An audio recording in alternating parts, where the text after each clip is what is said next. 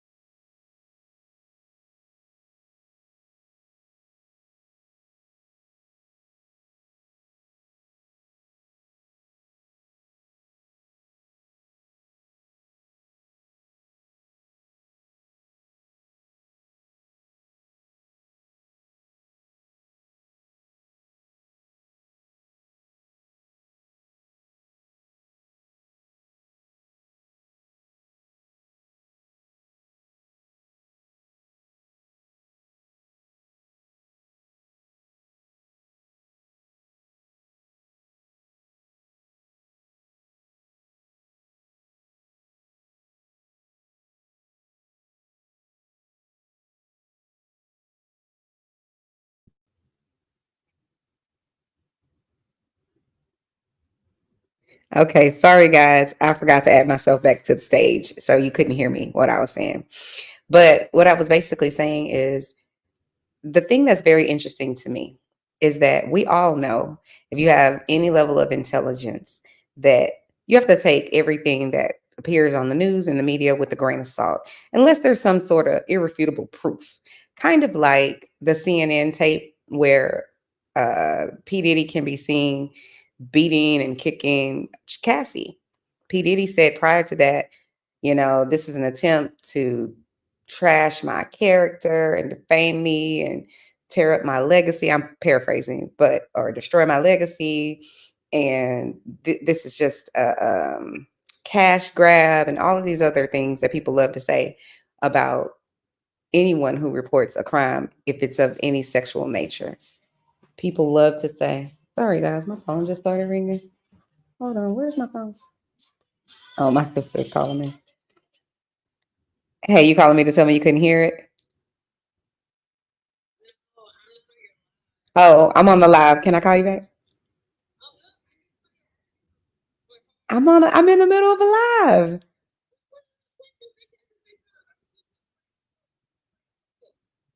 Sure. Okay. I'm sorry, guys. Anyways, I can't with my little sister. Now I done lost my train of thought. But so, anyways, so it's the same thing that P. Diddy said. He said that all of this is essentially malarkey. It's not true. It's categorically false. And wait for the truth to come out.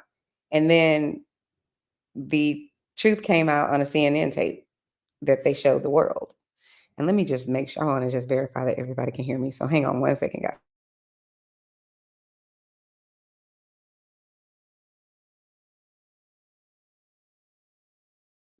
Okay, I just want to make sure that everybody can hear me. So I apologize about that. But so the truth came out, right? He said, nope, that's lies. She's lying. You know, people just trying to destroy my integrity and my legacy and all these things, right? I'm just a billionaire who people are coming after because they want clout and money and they want to chase clout, right? So I'm just like, okay, because listen, I've worked in sex crimes my whole entire adult career, so I don't believe 99% of the men, especially that say, I didn't do it. I don't believe it because I just know better. I know what statistics say. Statistics say that 1 in 4 women will be sexually assaulted in their lifetime. So just count the 4 or 5 women at your job. One of y'all have been sexually assaulted. My guess is that that number is probably really, really low because 60% of people who are sexually assaulted never report it. So let's just be clear about that. But the ones that do report it, people don't believe them anyways.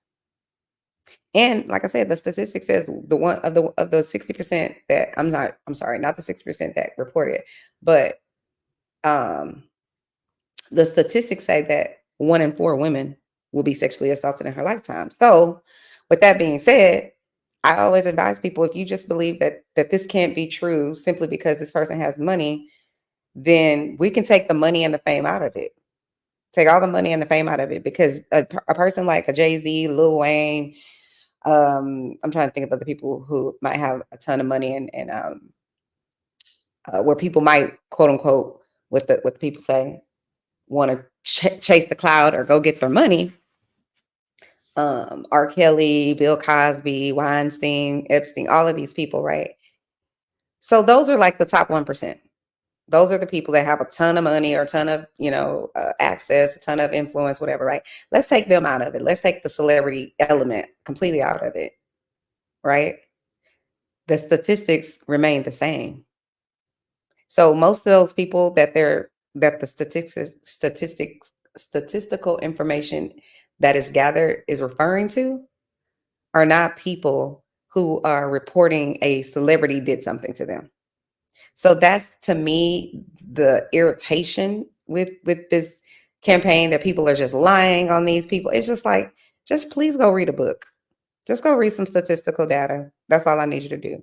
Go read some statistical data, and you can find out that even if you take all the celebrity elements out of it, these things that are being reported by normal people, people that don't have millions of dollars, right? And then let's just keep it a book. If it's just always about, money and clout and all of those things, how do you explain the women in the hood who have nothing and no one, and they're getting the brake speed off of them? What money and clout are they chasing? Because those are the people that it's happening to, most likely. Those are the statistics. That's where they're gathering the statistical information. They're not gathering it from Hollywood. They're not gathering the information from Hollywood. They're gathering the statistical information from regular people who have regular lives. So the teachers, the mailman, the people that work at your gym, the people that work at the Starbucks, the social workers, the doctors, the gas attendant. This is the populations that they're pulling this information from. They're not pulling it from the top 1% celebrities in the world. That's not where this information is coming from. So if they're not getting it from the top 1% of the people in the wealthy, well-known people in the world, why do y'all sit around and act as though everybody that does it has to be about clout and money? When most of the people that are reporting these things don't know and have never made a claim against a celebrity. They're making claims against the dad, the boyfriend, the brother, the ex, the uncle, the cousin, the man from church, the man up the street. Like, it's just, I just want people to use, just a little bit of your brain. We use, both sides of our brain here on Chanel's Reality, but that's neither here nor there. So let's listen to, oh, and I want to say this too. So I was looking at these different headlines, and I just want to show those to you guys 1 second, because it's just so interesting to me how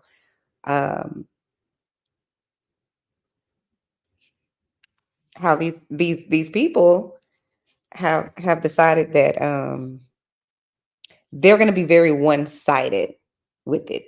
They're not saying, I'll just, hold on, give me 1 second. Let me just present it so you guys can see it. Let me stop sharing that screen. And let me show a different screen. 1 second.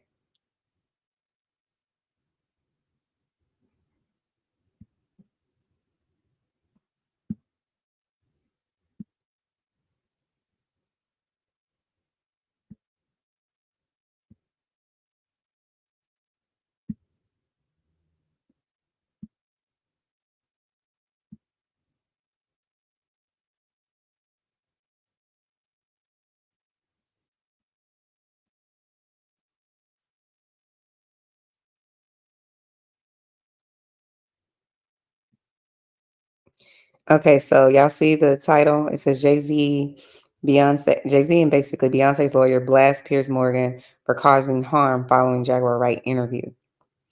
Let me see. There's another one. Let me stop sharing my screen for that one. Okay. Did I just show this one?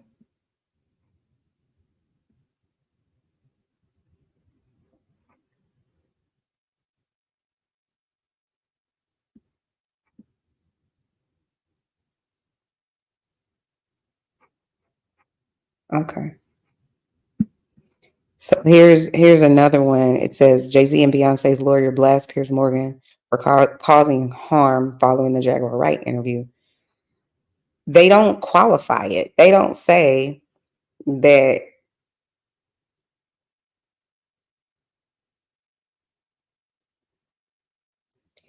these things are alleged. So, for example, they don't say that Piers Morgan had to apologize for allegedly for the comments that basically Jaguar Wright made that allegedly caused harm. They don't use that term. They just say he's getting blasted for causing harm, and it's like, well, who decides what harm is? It's very relative. So who decided that? But it's just very. I can see straight through all of this. So let me see. I know I have one or two other ones. Let me share my screen. Let me share my screen. I think this is the one.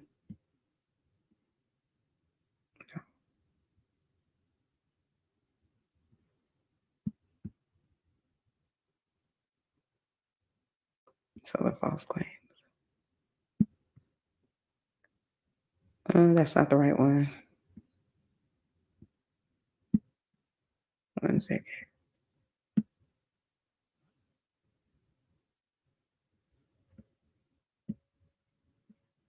Okay.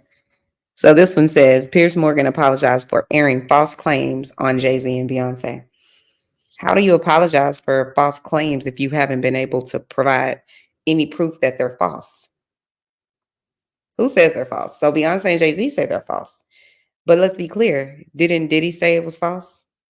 Didn't he say after that lawsuit came out that Cassie's and for all this stuff was false, and people were just trying to, get a money grab, and that they just wanted to bring a black man down and destroy this black man's legacy and everything else, right? This is all false, and the truth will come out. I'm paraphrasing, but that's basically what he said. He said she's lying. Everybody that's making these claims, they're all lying. There's no basis in fact. That's what Diddy said, right? Okay. Everybody has the right to say, I didn't do it, at least here in America. But then help me understand how a few days later, CNN said, lies. Let me show you the videotape. You did do these things this young lady said you did in her lawsuit. She said in her lawsuit that Diddy beat her up at some hotel and that he was paid off.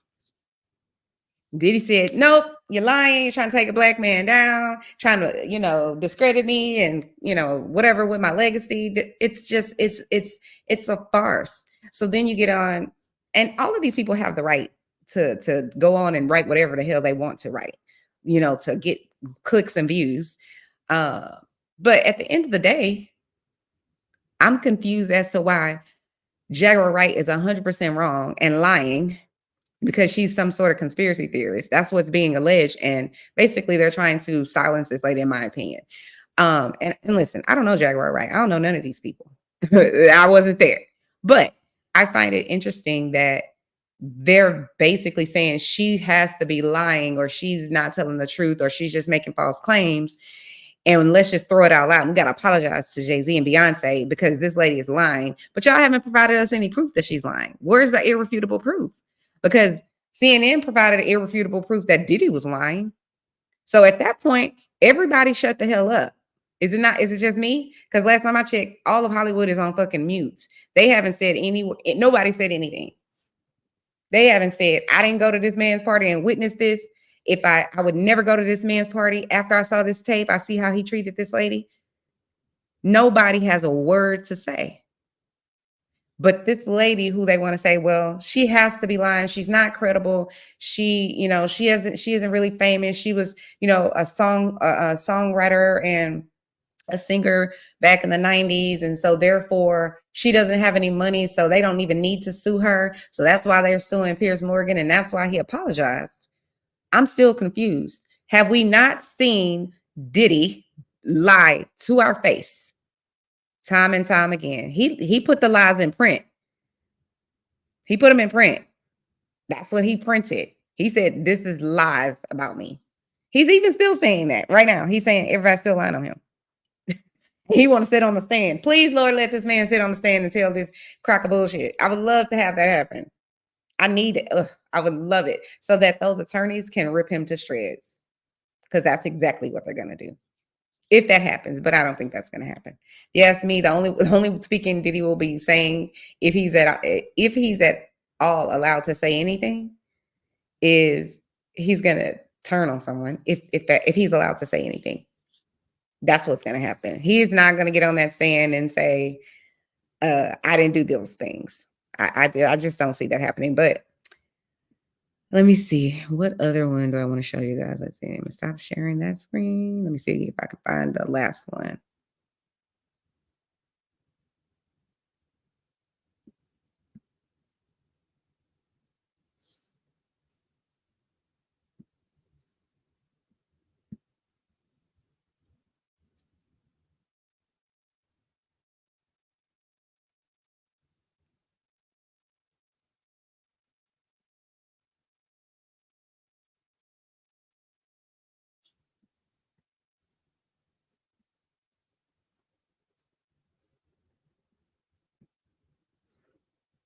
Okay. Well, I couldn't find the other one. Something happened here. So let's just.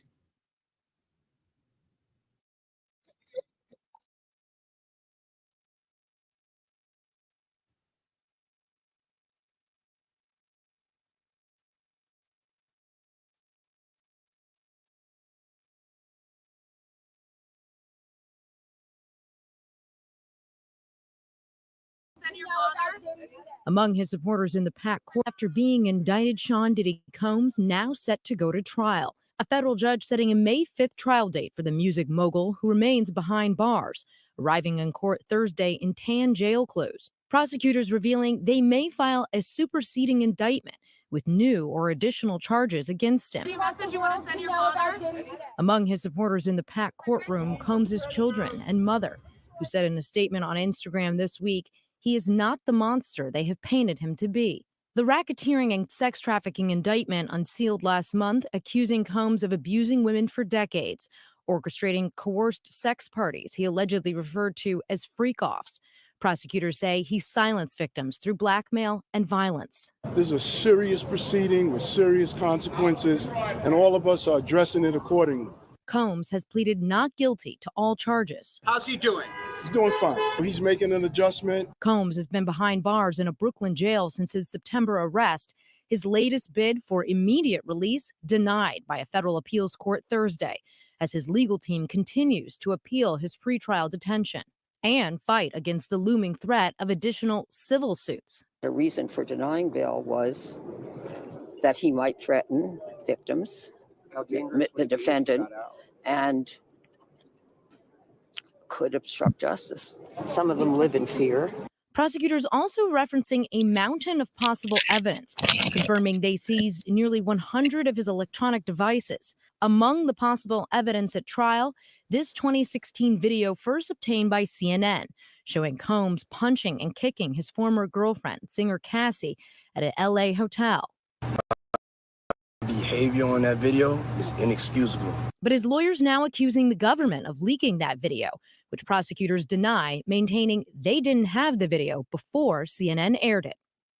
So, Laura, aside from that May trial date, what more do we know at this point about the actual trial itself? So one of the complications is all of those devices, because the government revealed yesterday they're still trying to go through those devices. We're talking about. Sorry, guys. I apologize. I did not know that video had that violence in it, so I apologize for that. Let me stop sharing. And then I want to share this video with you guys.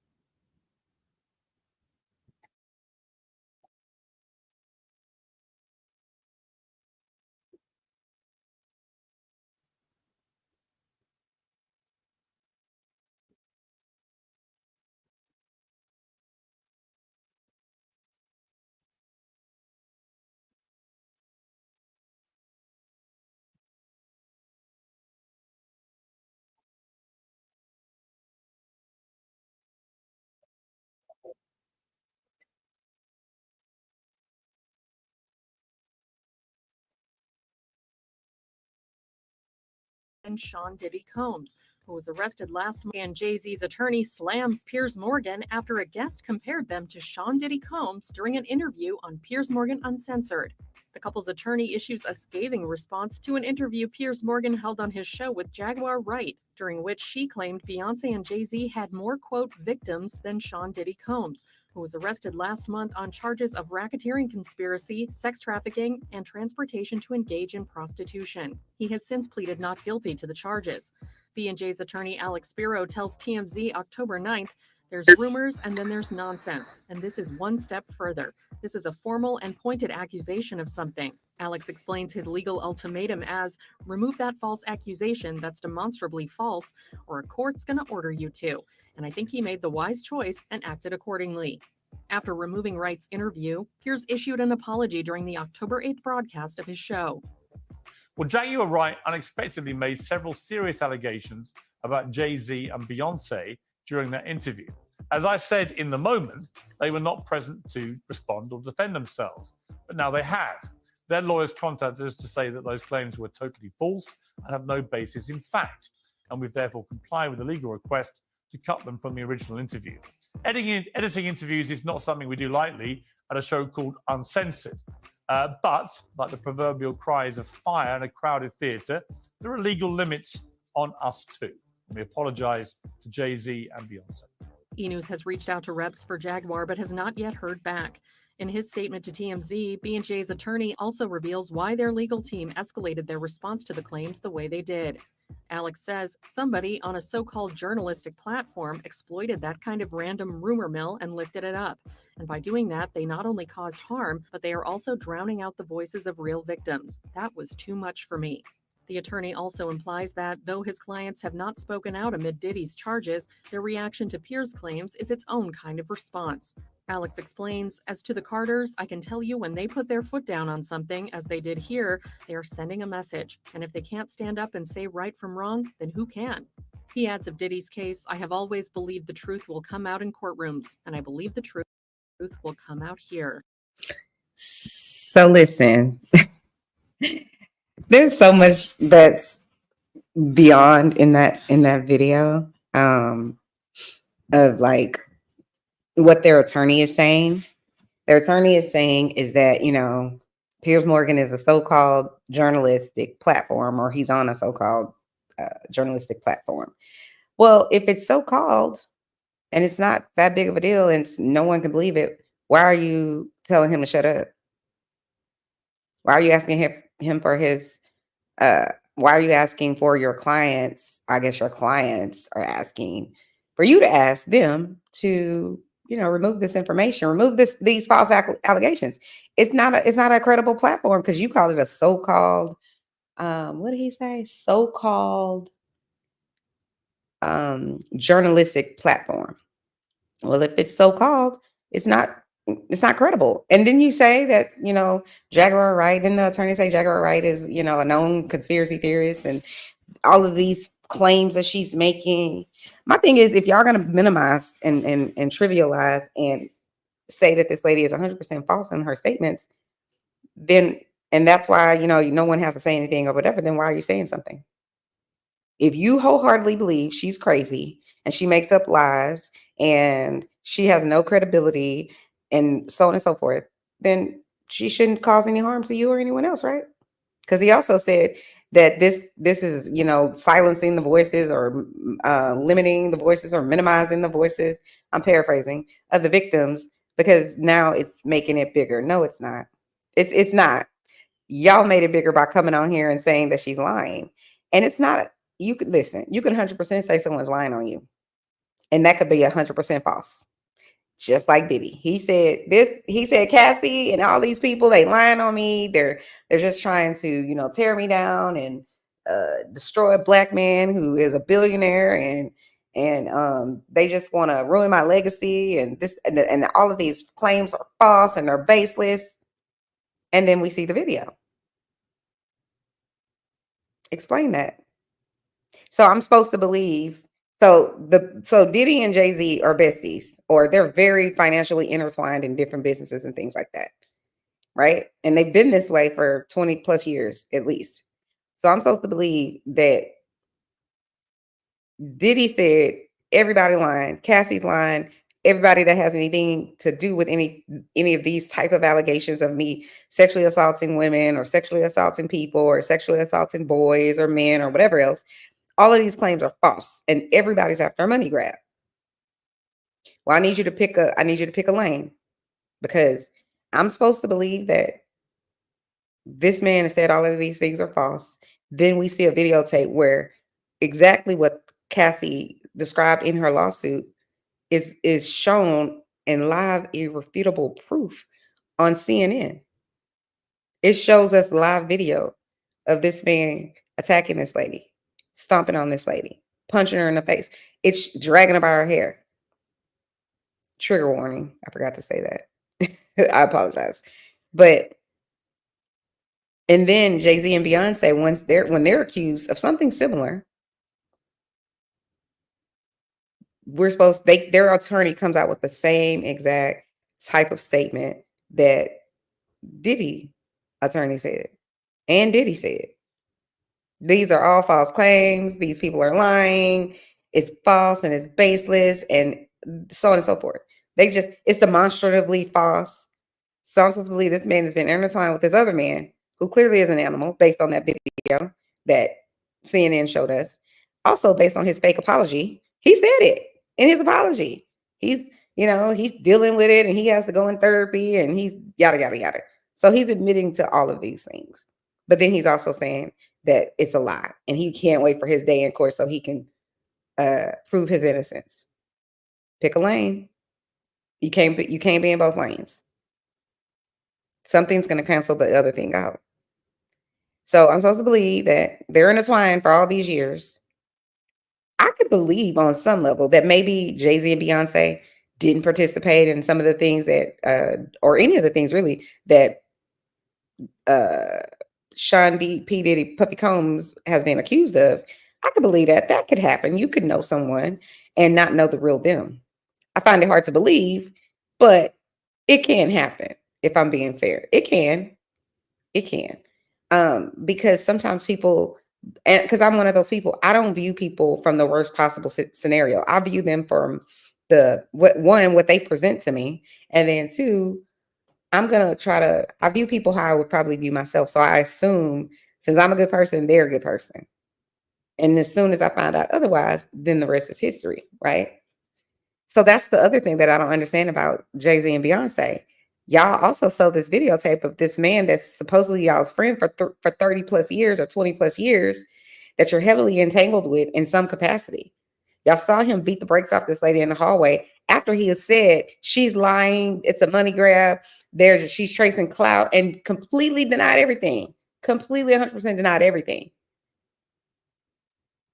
Why is it after Jay-Z and Beyonce, and I'm not only calling them out, but I'm saying all of the Hollywood that is on mute, why is it that after you see the lady get beat within an inch of her life, and after you see the Homeland Security raid his homes, and after you see the Southern District of New York indict him, or first a grand jury convened to indict this man, or to at least present the information, because the grand jury is not like the regular jury. They are given information, they hear witness testimony, but everyone's independent. So it's not like anyone's influencing someone else, right? So these jury of his peers, or whoever the grand jury is, these people are shown evidence of whatever I would say prosecution, or the people that are going to prosecute the case, all of their evidence, they're shown it. So then they could make a decision of whether or not this person, this entity, this organization, whatever it is, group of people should be indicted for the charges that the prosecution has laid forward, right? So the problem that I have with Beyonce, Jay-Z, and all of the celebrities that are intertwined with this man is, why, after you see the indictment and you see him go to jail, do you still not have anything to say? You only have something to say when someone says you're just like them, which is what Jaguar Wright basically said in a nutshell. She said, these people are the same as Diddy. I'm paraphrasing her words, but that's what she said. Holding people against their will. Last time I checked, him dragging Cassie down the hall, beating her first and dragging her down the hall and back into his hotel room is kidnapping. That's holding someone against their will. So that's what Jaguar Wright said. She said Jay-Z and Beyonce are involved in things like that.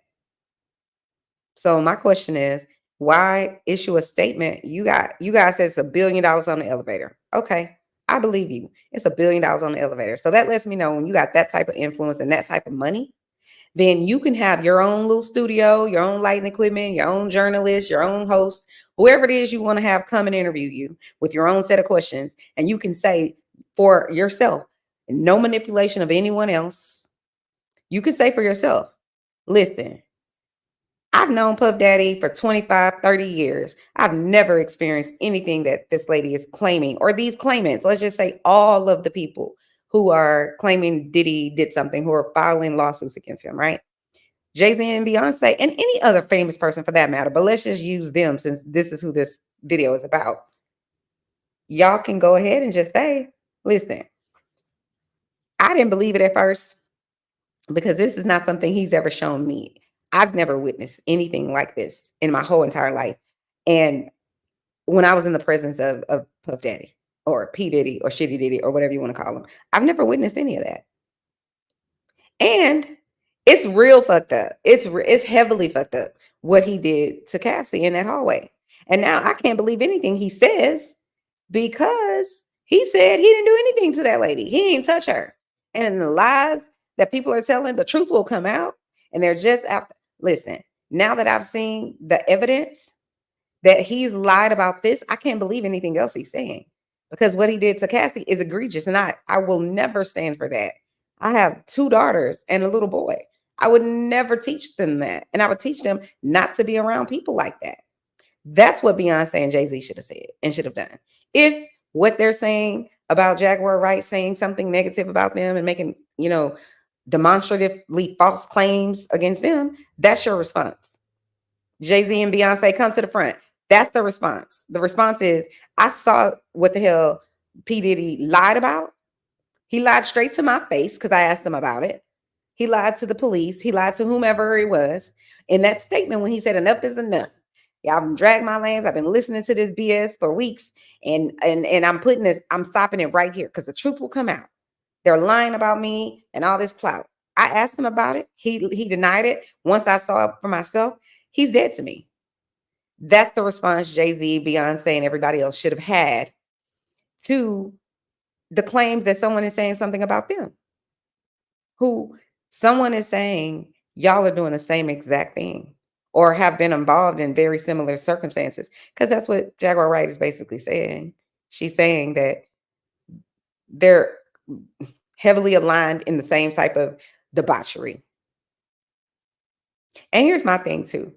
Why is it that, okay, so the Piers Morgan show that he has on YouTube, it's the one that Jaguar Wright was on, is called Uncensored.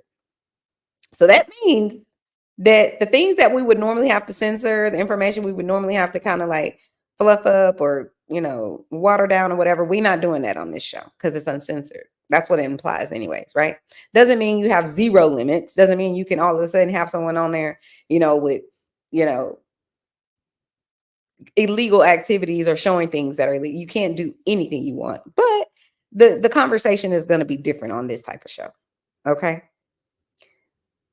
I don't understand why Piers Morgan had to take it down. I'm not saying that he shouldn't have had to take it down. I'm not saying if I was Beyonce and Jay-Z, I wouldn't have demanded take that shit down.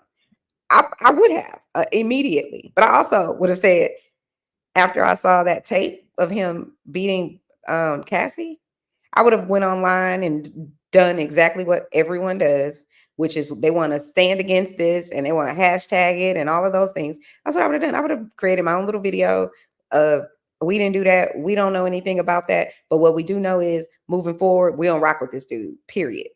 We got 2 kids, 2 daughters. We don't rock with this dude. I'm married to my wife. I don't rock like that. So therefore, we are not friends anymore. So my phone don't ring. It's not gonna ring when you come up, Mr. Diddy. We're not cool no more. That's what they needed to say. You don't need to have them take it down. And let's say you wanted them to take it down because it's false. One, I don't understand why you need them to take it down because your attorney said this is a so-called platform. So what do you call it? A so-called news platform. So basically you're saying Piers Morgan and everything he's saying on his platform is really kind of irrelevant and no one really cares. No one really believes. That's what you're saying when you say it's a so-called reputable. He's trying, the lawyer in so many words is basically saying, your platform don't mean shit. Can't nobody really, it's not really believable, right? It's not news. It's not actually based in fact. Well, if it's not news and it's not based in fact and it's a so-called news, whatever, then why are you making statements about it? It doesn't matter. He's a no one. Like you said, he's a no one. Piers Morgan is no one, right? That's what you're using to say that this man, you can't really trust anything he's putting on his platform. Okay, let's say that's true. Why can't you then just say, hey, listen, Piers Morgan, you don't have to take it down. But what you do have to do is say, hey, listen, I'm going to put a disclaimer before this video comes up and says, Jay-Z and Beyonce have now stated that none of this information is true, that it's all, he could still say the same thing. It's all demonstrably false, and take everything that's said on this channel as, with a grain of salt, because these are other people's first-hand accounts, second-hand accounts, and I can't prove that what they're saying is true. And I also can't prove that what they're saying is false. So therefore, take it with a grain of salt. I don't know. I wasn't there. But they're saying that it's wrong and it's a lie and they would never engage in these type of things. That's the appropriate way to do it, in my opinion. You should be able to still leave it there. As a person, I wouldn't want, if I'm Jay-Z and Beyonce, I don't want that left there. But if I'm being objective, that man shouldn't be being sued for what someone else is saying, and he shouldn't have to take it down. He should, however, be required to say, you know, this information is being shared on my platform. However, Beyonce and Jay-Z are saying that this is false and it's categorically false and none of it's true. That's what he should have to do, in my opinion. In my opinion. There was one other thing I was going to say about. Oh, and then I cannot with the people who want to just dismiss this lady, not because anybody can be dismissed. I don't know Jaguar Wright. I don't know none of these people. They could all be lying, right? Or they could all be telling the truth. I don't know. I wasn't there. But I find it very elitist for people to say things like, oh, well, we can't trust her. When did she have a singing career 20 years ago? So she can't be relevant. She can't be telling the truth. And she has to be a liar based on her career that she used to have. Didn't we all used to have a career however many years ago? Does that automatically mean we're a liar? Because we say 10 years ago that my boss sexually assaulted me. So I have to be lying because my career was different 20 years ago or 10 years ago. I have to be telling falsehoods simply because when my career was relevant to the world. That's what they're using to try to say that Jaguar Wright is lying. They're saying, well, she's irrelevant, essentially. Well, I guess then all of the people who were really, really rich and famous back in the day, but they're no longer rich and famous, all must be lying about anything that they say, simply because they're not relevant anymore. All the pop stars who are no longer relevant, all of the R&B singers who are no longer relevant, who were really, really awesome in their heyday, because their heyday was 25 years ago, they have to be lying about something. They have to be not credible. Why? I know when I was in high school, Genuine was on the radio singing Pony. He ain't relevant anymore at this point in time. Ashanti was on the radio singing Foolish. Ja Rule was on the radio doing everything he was doing. All of these people that I'm naming right now don't have top charting anything going on. They don't have record deals. They don't have music being played every day. They don't have TV shows that they're on or movies that they're in. Nothing that I know of. I could be wrong about that because I don't know everything about everybody. But in general, we're not hearing these people like Ashanti and Ja Rule, and I'm trying to think of other people.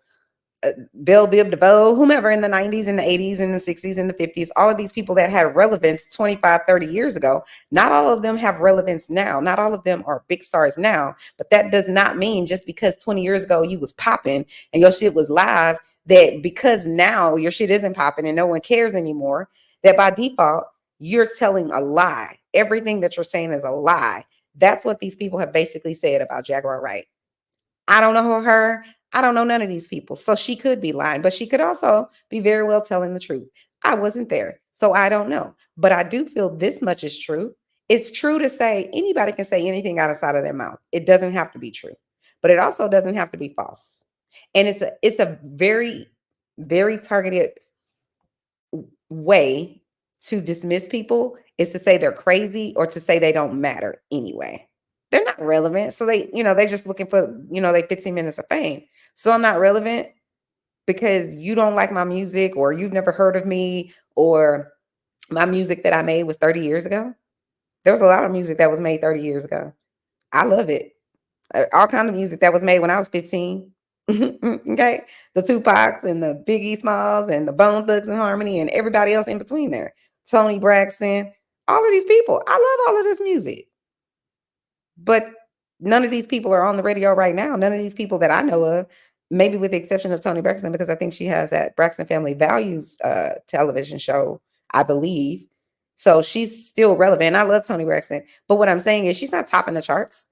So if Toni Braxton hypothetically came forward and said, right now, this is what Mr. Combs or Jay-Z or whomever did to me 30 years ago, she's no longer relevant. And what she's saying doesn't matter because she doesn't have a current hit. It's like, fuck out of here with that bullshit. Like I said, I don't know Jaguar. She could be lying. I don't know this lady. But I don't like the elitist attitude that people have that because when she was relevant was 25 or 30 years ago. They're taking away any type of credibility simply based on the fact that she isn't popping right now. That doesn't take away anything. She still could be telling the truth about everything. But again, why are you so bothered if that this lady's telling the truth or not? You say she's crazy, right? Why does that bother you? That should be the leg that you stand on. I shouldn't even have to respond. If you're saying she's irrelevant, she doesn't live in, there's no basis in reality with her. She's lying about everything. She's a cloud chaser. She's mad at Jay-Z because, he did whatever it is he did to her in the past. Those things could be true. It could all be true. But again, if she's crazy and she's all these things and she's irrelevant, why are you making statements to say that everything she's saying, that this needs to be taken down? Nobody's going to take her seriously anyway, right? Everyone's going to know this lady's a has-been. So nothing she says should be taken. So then why are we sending Piers Morgan cease and desist? Why can't we just ask Mr. Piers Morgan, and he has his own set of ignorant shit that he has done. Don't get me started on that, but that's another video for another day. But why are we sending him a cease and desist? Why can't we just say, hey, listen, we don't believe this lady. Everything she's saying is false. Just put a disclaimer up there. You can leave whatever up there. I don't have to denounce her. Just put a disclaimer saying that we don't believe nothing this lady's saying. But to send your whole ass attorney, you're going to send your whole ass attorney, but you ain't say shit when we saw that video of P. Diddy, your bestie, or at least someone you're heavily entangled with, beat the brakes off Cassie. Why you didn't send any type of formal claim from your attorney then? Why you didn't say, listen, we no longer associate with this man. He's a monster. We didn't know this. We didn't know none of this. We didn't know this is who he was. Why not make a statement then? At least then you have some sort of evidential proof that this man is exactly what Cassie said he was in her lawsuit. Because she said this exact thing happened in her lawsuit with the hotel. She said it. It's written in her lawsuit. Go look it up. She said it. Why not say anything once you see the Southern District of New York take him to jail and indict him? Why not say something then?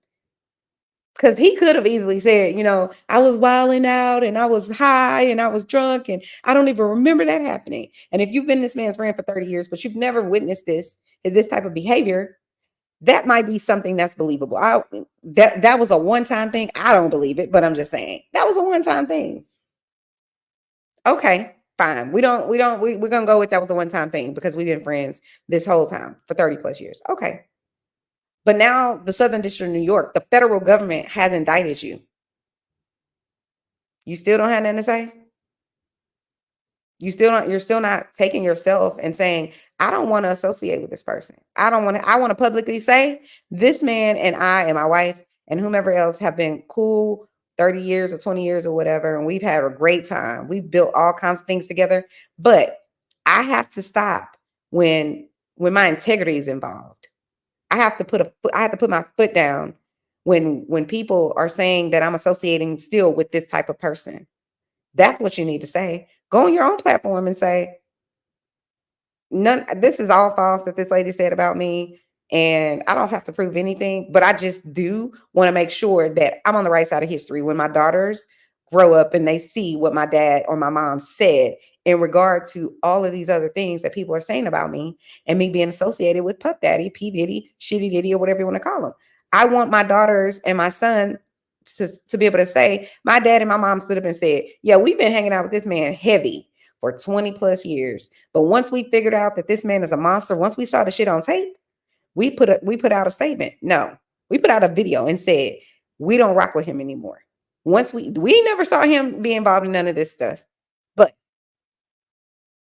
we put our foot down. That's what you should put your foot down about, because they sent out their attorney to finally put their foot down about something that Jaguar Wright said, but you should have put your foot down 11 months ago when Cassie dropped her lawsuit. That should have been you putting your foot down. And even if you didn't put your foot down then, because maybe you don't believe Cassie, maybe she's just some lady, like you said, chasing clout and want to bring down a black man.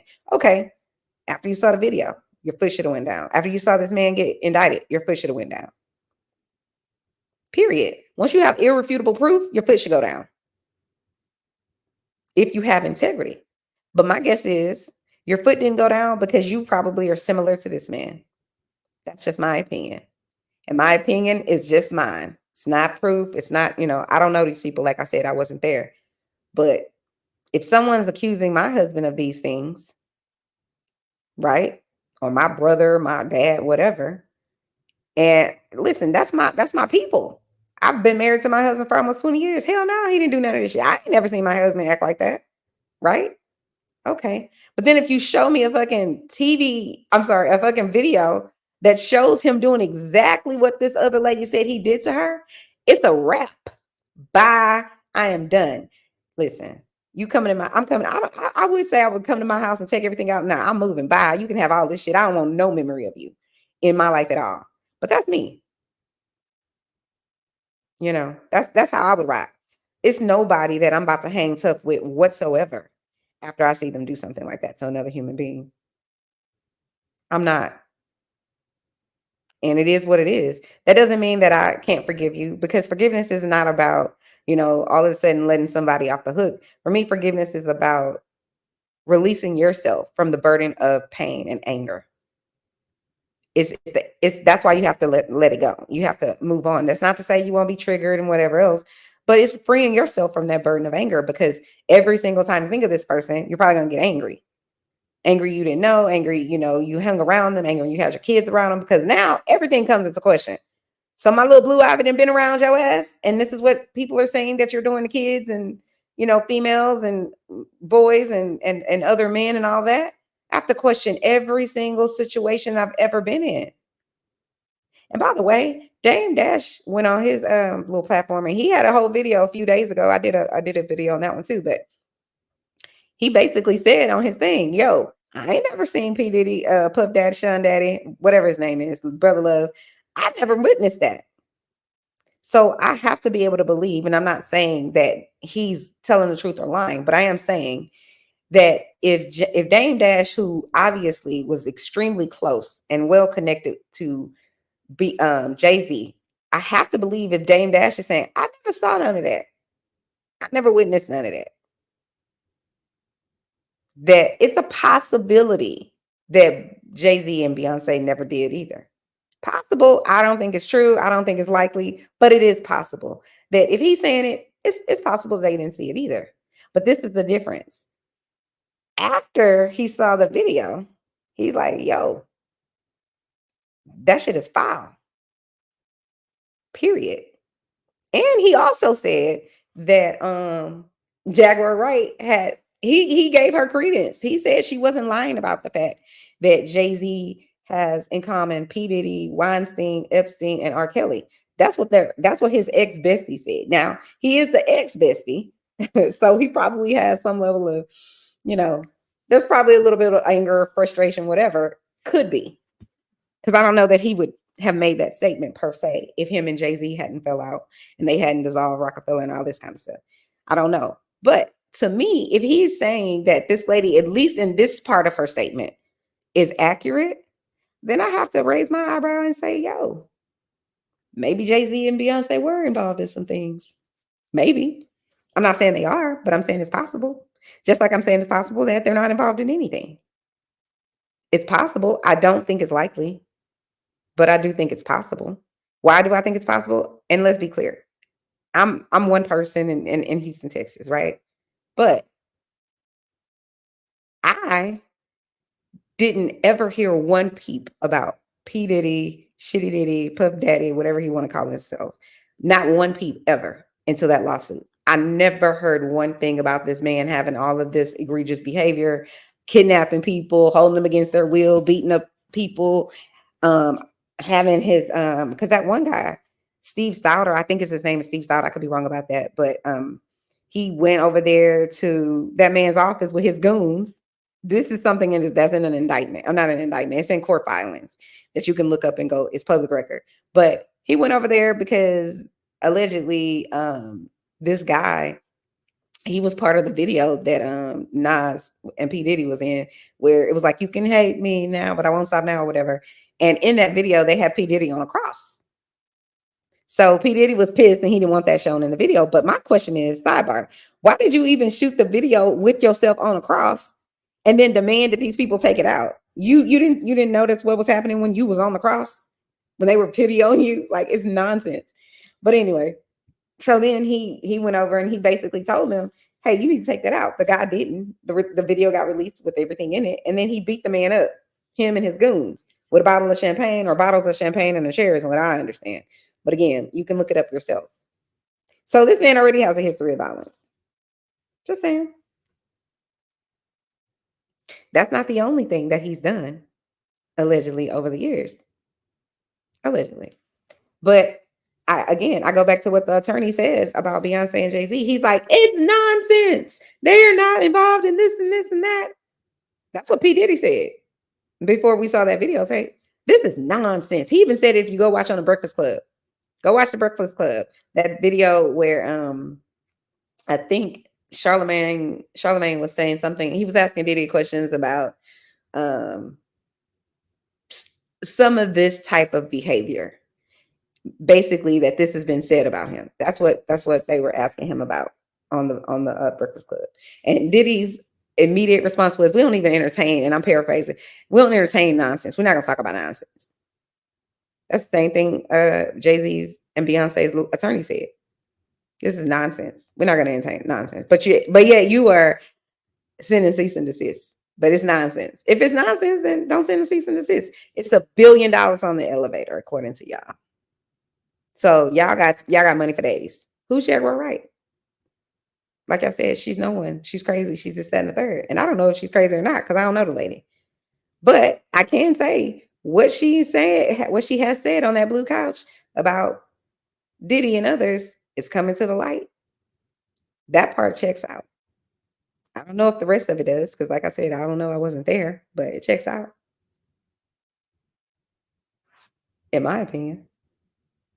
I just think the way they went about it is wrong. It's not the smartest because, in my opinion, I'm gonna say this. I think Jaguar Wright set Jay-Z up, and here's why. Follow me on this. Jaguar Wright knew when she went on Piers Morgan and she said those things, provided they allow her to say it and provided it doesn't get edited out, right? Because it was taped. So provided those two things don't happen, she's able to say those same things.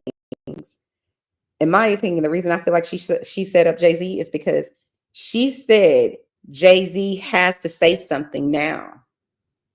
You have to say something. That's what she kept saying about it. So she said it a few times.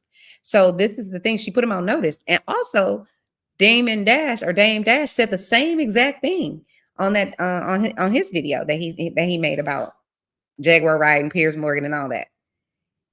He said the same thing. He said, I will be confused, and I'm paraphrasing, but he basically was like, I would be confused if there wasn't some sort of legal action taken. And then the very next day after I made that video, that's when they sent their lawyer to TMZ. Jay-Z and Beyonce sent their lawyer to TMZ to basically say that all of this stuff is a lie and this, that, and the third. So I'm like, that's interesting. They ain't send their lawyer all these other times, that all the other videos that are on YouTube that talk about Jay-Z and Beyonce being a witch and all this other stuff that I don't believe. But again, I don't know these people. She could be, who knows? I know that there are evil forces in this world. I do know that. If there weren't, we wouldn't have pedophiles. We wouldn't have people around here raping people. We wouldn't have, people burglarizing other people's homes. We wouldn't have people violating people. We wouldn't have people robbing and killing and stuff. Like, I know that clearly there's other forces in this world, right? That's the logical thing to say. But to act as though it can't be these people's characters simply because they're rich or beautiful or talented or whatever, fill in the blank, is ludicrous. Of course they're capable of it. Anyone's capable of anything. You just have to have the correct circumstances that pushes on whatever that is in their body that says, not today. You won't get away with it today. Whatever it is. Anybody could be in cell block C. Doesn't matter how good of a person you are, how much you've done for the world. You put the right pressure on the right person at the right time, and they could be in cell block C2. So let me give you an example of that. My name is Chanel.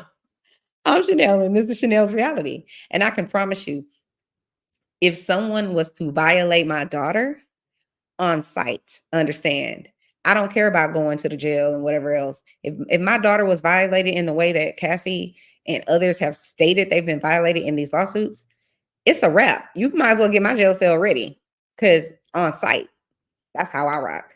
And I'm a whole ass social worker. I'm a whole ass person over here, a therapist, and I don't want anyone to have any harm come to them in any capacity. And I believe everybody deserves a second chance, no matter what they did. I do believe that everybody deserves a second chance. However, it appears that P. Diddy had 30 years of chances and he still didn't change anything. Even after they were raiding his house, he still was apparently flying around on planes doing shit. Just saying. Because the what do you call those people? The Southern District of New York, the feds, they basically said they found some sort of, powder that people, use for to get high or whatever you want to call it. So I'm just saying. Oh, excuse me. He had ever, in my opinion, if any of this stuff is true, and I believe it is, but it is all alleged, he had opportunities to stop. He had opportunities to delete all of the footage and whatever else the feds say they went to his house and got, but he didn't, allegedly. But if that happened to my daughter, my son, somebody like that, listen, that's what I'm talking about, the right pressure point. You push that right pressure point on the wrong or the right person, I'm going to say, even if they're a decent human being at the right time, their response could be tragic. It could be.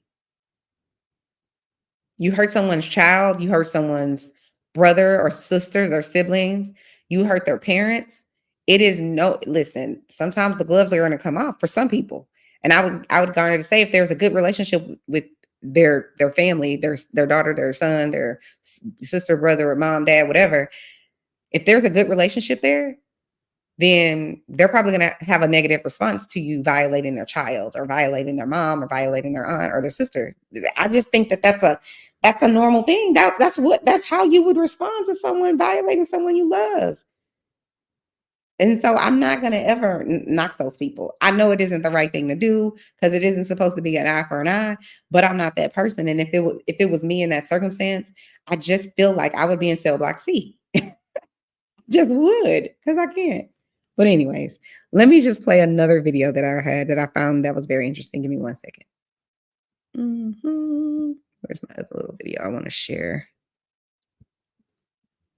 Let me share my screen. Okay.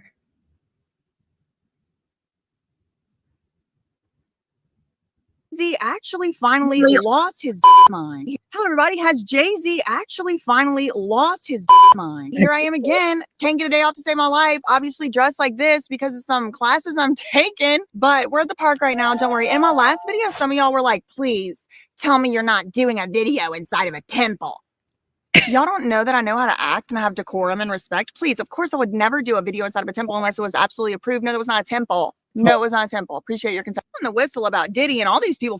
We're doing another video, just the same thing of me basically saying y'all shouldn't have said this statement. Y'all shouldn't have even did this. Okay, let me not get ahead of myself. What am I talking about? Well, Jaguar Wright, who's been blowing the whistle about Diddy and all these people for years, she went on Piers Morgan's. I thought he was on Real TV. Apparently, he's on YouTube. There's a YouTube channel he has, and he's out here acting like he's Mr. Journalism man boy of the world. I mean, it's very strange to me. Very strange to me. But anyway, so Jaguar Wright gets invited onto Piers Morgan. And while she's on there, she's talking about, the usual. We've heard it all before on the blue couch or whatever. But when she's on there and she says, I am speaking from my own first-hand experience and my own, stuff that I personally experienced and witnessed. This is the thing.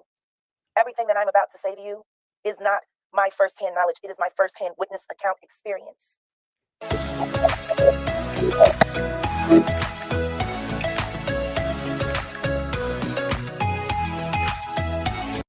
So she said some stuff in there. Okay. I will tell y'all right now, I ain't speaking from my firsthand experience. To my knowledge, I've never been in a room with any of these people unless they shapeshifted into somebody who looks like somebody I know. Okay. Never been in a room with Jay-Z or a Beyonce or Aaliyah. None of these people never went to a show, never went to a concert, to my knowledge. I mean, I don't know. Maybe we were at a Saints game one time or something. I don't know. But I wasn't there. Okay. Just huge disclaimer, capital letters, disclaimer. I don't know if anything that Jaguar Wright has ever said is true or false. But what I will say is she went on the Piers Morgan show. I'll insert the clip here of exactly what she did say, with the caveat that it has now been a subject of a lawsuit. So I'm not saying this is true. I have 3 victims right now who are willing to give testimony about not only what Mr. Carter has done to them, but his wife as well. They're a nasty little couple. They do nasty things. What do you think happened with Kim Keeping Porter? people against their will. Putting people on planes while they're unconscious, just like Aaliyah got on that plane. Unconscious. There's a lot of things that people don't want to talk about. Yeah, so that she says that on Piers Morgan about Jay-Z and Beyonce. Her words, not mine. And if you notice, though, not to be one of these nitpicky word people, but y'all know I like the meaning of words. I like to actually listen to the actual words people are saying. And Jaguar Wright did not say Beyonce and or Jay-Z put Aaliyah on a plane. No, she did not. She did say that Jay-Z and Beyonce put somebody on a plane. And then she said something along the lines, I'm paraphrasing here, but, you know, something along the lines of much like Aaliyah was put on a plane. What do you think happened with Kim Keeping Porter? people against their will.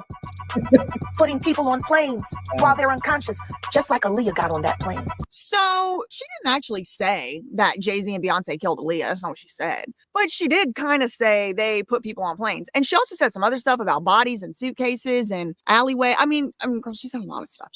But anyway, so even during this interview, Piers Morgan, who I have criticisms about, to be honest, like he's not my favorite person on YouTube. He actually blocked me years ago on Twitter. Even Piers Morgan is kind of like, oh, okay, well, you know, they're not here to defend themselves. Maybe, you know, hint, hint, talk about something else. Unconscious. There's a lot of things that people don't want to talk about. Piers. Listen, like I said, Jay-Z and Beyonce are not here, unfortunately, to respond to that. I know. I'm just being honest with you. You're perfectly entitled to your views, obviously. And it seemed like he kept trying to sort of lead Jaguar Wright away from certain topics. And she just kept saying what she wanted to say. So it did seem kind of like he had finally asked a question about Kim Porter. And Jaguar Wright, again, doesn't fully answer the actual question. And she used it as opportunity, in my opinion, to get her licks in. And, you know, if it's true, the stuff that Jaguar Wright is saying, or if she believes it's true, I support her right to go on there and say it. Now, as soon as that interview airs, they have Russian operative, what's that man's name? Vladimir from Vlad TV come on and pretty much disparage and undermine every single thing that Jaguar Wright said. And I do care. Thank you very much. Well, I'm joined now by the host of Vlad TV, DJ Vlad. DJ Vlad, pretty Let me watch a horrifying little bit of what he listening got to say. these testimonies. What did you make of what you just heard? Well, Jaguar Wright is known to be a conspiracy theorist. I don't really co-sign anything that she says. I've never had her on my show, and I don't have any plans to have her on my show. You don't believe her? She's got an album in 20 years, and a lot of this stuff is just stuff she's heard, things she's making up, and so forth. I'm not saying that there aren't serious things that Diddy may have done, but yeah, I can't co-sign anything that Jaguar Wright is saying, if that's your question. And even that, I'm not personally a huge fan of him at all. That being said, same way Jaguar Wright got to say what she wanted to say, I think he should have been able to say what he wanted to say. And in fact, what I think it turned out being it was she said all her stuff. And then as soon as he came on, he's like, nope, she's not credible. I wouldn't even have her on my show. Don't have any plans to have her on my show. Never had her on my show. She's a known conspiracy theorist. Nothing that she says is credible. In my opinion, as a viewer, if you just watched that episode, and then after that, a lawyer came on. And then a lawyer was also, in some ways, undermining what Jaguar Wright was saying as well. But she also undermined what Vladimir was saying. This was the lawyer who's representing Dawn Richard and some other people, right? She's the one who came out and was like, well, there was someone more famous than Diddy that wanted to do a catch and kill on a tape. And I didn't personally feel right. I didn't want to get involved in that. So instead of getting involved, I put the person in touch with someone who wanted to be involved. So she did get involved. All that to say, that lawyer, I don't remember her name off the top of my head, she comes on after Vladimir. And she even kind of undermines Jaguar Wright. She also undermines Vladimir. She says, you know, this guy, he has no problem taking some people's words for things and putting them on his platform whenever it's going to be used for a federal indictment or a state indictment. Hint, hint, Keefe D, hint, hint. Because some stuff that Keefe D, the person who's now going on trial for allegedly unaliving Tupac, Keefe D went on Vlad, he went on some other places, and that interview footage was used to indict him in criminal charges. So this lawyer kind of talks about that too. But the lawyer says Jaguar Wright needs to lawyer up. She needs to be vetting these statements through a lawyer because I am concerned that she may be saying some things that are exposing her to liability. Girl, not Okay. Okay. So let me pause it there. Because okay, let me go back. Hold on. Where did it go? Let me just let it all play out and then I'll talk about it. 3 days goes by and Piers Morgan has been contacted by Jay-Z and Beyonce to take down that stuff. Let me read this article. Again, y'all, I mean, I'm over here trying to learn the ancient wisdom, the secrets of the rishis and all of that. I'm over here having to keep up with this because these people do not know how to act. And I have some theories as to why Jay-Z's acting like this, but let me just tell y'all what this article says. So Piers Morgan has apologized after platforming totally false claims about Jay-Z and Beyonce. Have they proven to be false? That's what I'm saying. It's like when you actually click on this article at the time of the recording of this video, let me show y'all. I don't know if you can see it. Like, I don't know if you can zoom in on it or not, but at the time of the record, I'll take a screenshot. The time of the recording of this video, the title that you actually click on in the browser says Piers Morgan apologizes after guests fall. It doesn't say quotes. It just says like as if it's a fact. Piers Morgan apologizes after guests false Jay-Z and Beyonce claims. And that just, good question. It makes me wonder, okay, was the author of this article on the plane? Every plane that Jay-Z and Beyonce have ever had anything to do with, anything? Like, there's no way. So, listen, so that's one of the things she's pointing out something that I had already said, which is why are people going online, these other outlets? It's so fucking clear. It's like transparent, but it's like, because the attorney went on there and denounced it and said that the accusations that Jaguar Wright made or the claims that she made on Piers Morgan's show are demonstrably false. So it's sort of like, okay, because her attorney came out and said it's false, these other news outlets or platforms have decided to just run with that, meaning they only say it from the perspective of how it makes Beyonce and Jay-Z get absolved of anything that Jaguar Wright claims. And I'm not saying that the attorney that is being paid by them shouldn't say those things. 100%. That's what you're getting paid for. That's why I can never be a defense attorney, because I can't. There's an oath you take, and there's privileged information. And lawyers, once you pay them, other people like doctors, people like therapists, like me, there's a confidentiality clause, and you have protection. So the government, whomever else, can't force anyone to tell that privileged information. But it's so, again, like I said, that part is fine that the attorney's going to do it. But what I can't really rock with is then these people go on these platforms and they basically say Jay-Z and Beyonce have been exonerated because their lawyers have said that they said, meaning Beyonce and Jay-Z stated that all of this is false. So when they write their headlines do not qualify that. Their headlines simply say that comments made, and I'm paraphrasing, but comments made or accusations made by Jaguar Wright are all false. How you know that? Was you there? How do you know it was false? Again, that's the same thing P. Diddy said. Everything Cassie wrote in her lawsuit is false. These people she does not have credibility. It's lies. You're just trying to take down a black man and black culture, and it's all lies. And then we see him beat the brakes off her in the hallway. So again, it's irresponsible, especially if you have any type of journalistic background or you're on a journalist type news organization platform. It's irresponsible for you to just give one side of the story. You need to give all the facts. And nobody has any facts that I know of that they've shown the public, aside from that CNN video, to say that Jaguar Wright is lying. Where are your facts that's saying this lady's lying? Much like everybody would want her, me included, to have facts that support what she's saying. Where are your facts? That's being an impartial, objective person. these people on these platforms and their national and international platforms just saying because Beyonce and Jay-Z's lawyer says this is false, they print it like that. What you really should say is Beyonce and Jay-Z's lawyer has denied these claims and they say that it's not true. However, we don't have any evidence to substantiate their claim, just like we don't have any evidence to substantiate Jaguar Wright's claim. That's what should be said. That's called being objective.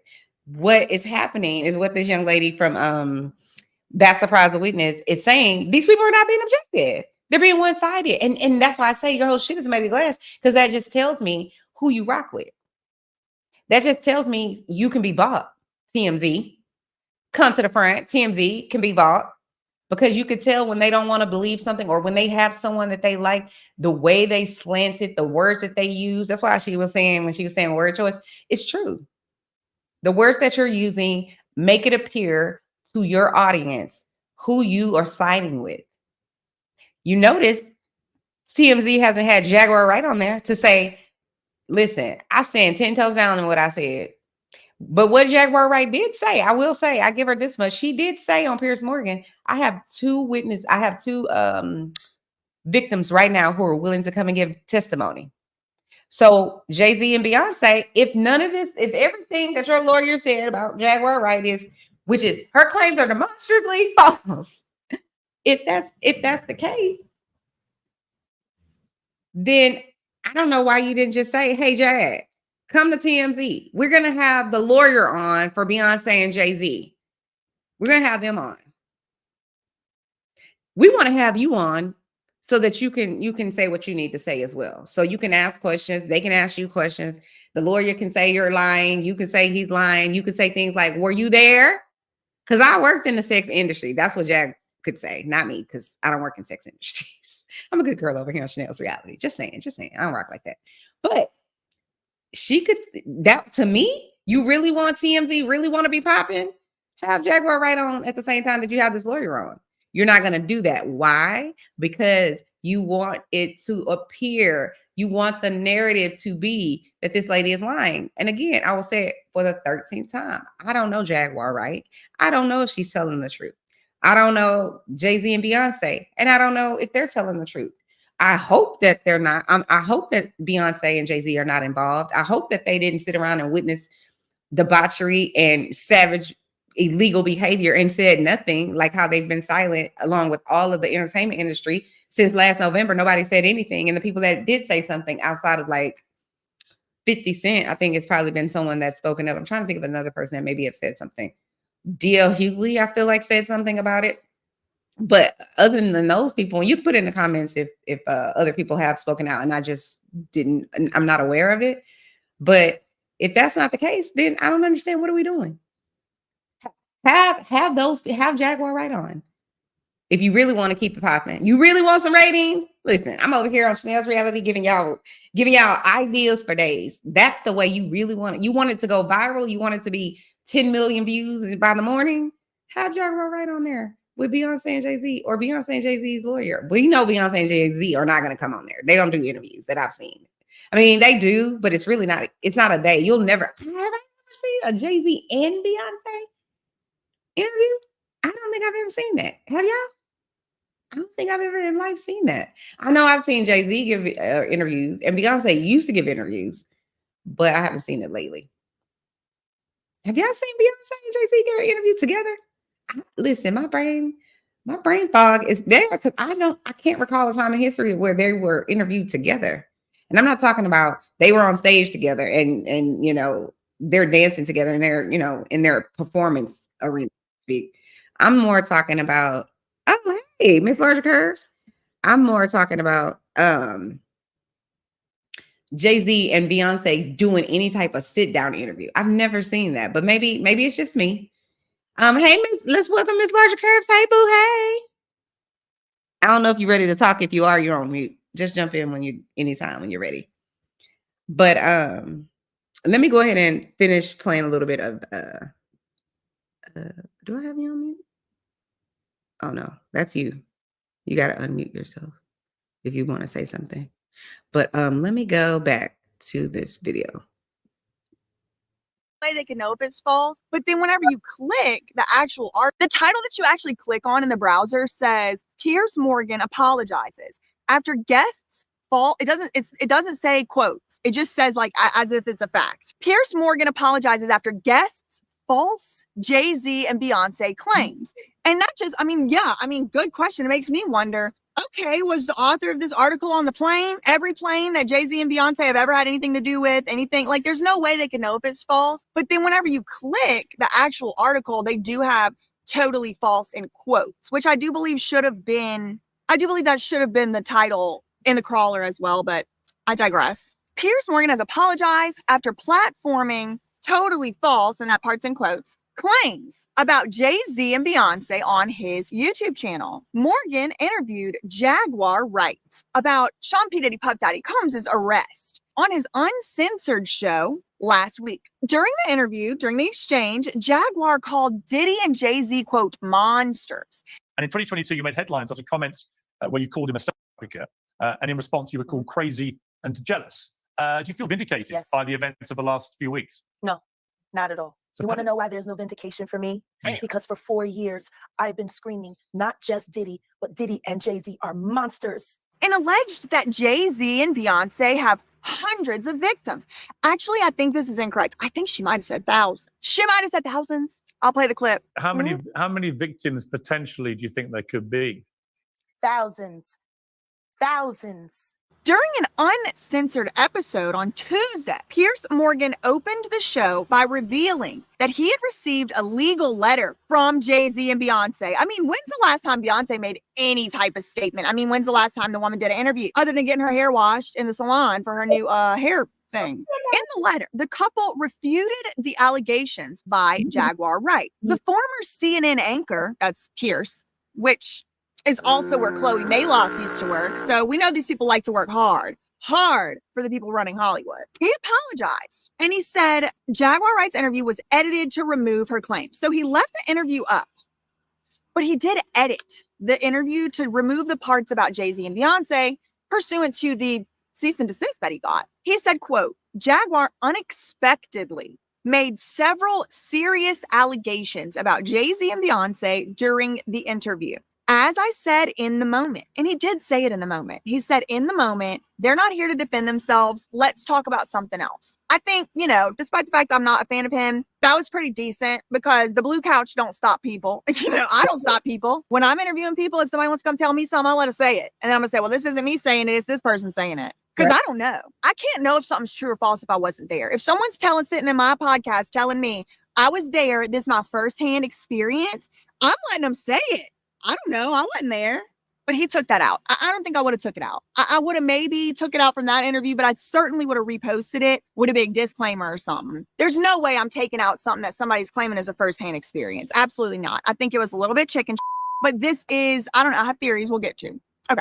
Their lawyers contacted us, Piers goes on to say that those claims were totally false and have no basis in fact. And Piers says, we've therefore complied with a legal request to cut them from the original interview. Editing interviews is not something we do lightly at a show called Uncensored, but like the proverbial cries of fire in a crowded theater, there are legal limits on us too. Jaguar Wright unexpectedly made several serious allegations about Jay-Z and Beyonce. As I said in the moment, they were not present to respond or defend themselves, but now they have. Their lawyers contacted us to say that those claims were totally false and have no basis in fact, and we've therefore complied with a legal request to cut them from the original interview.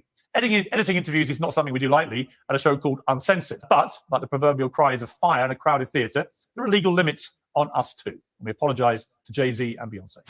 And we apologize to Jay-Z and Beyonce. I'm just wondering, because something like this has happened to me before.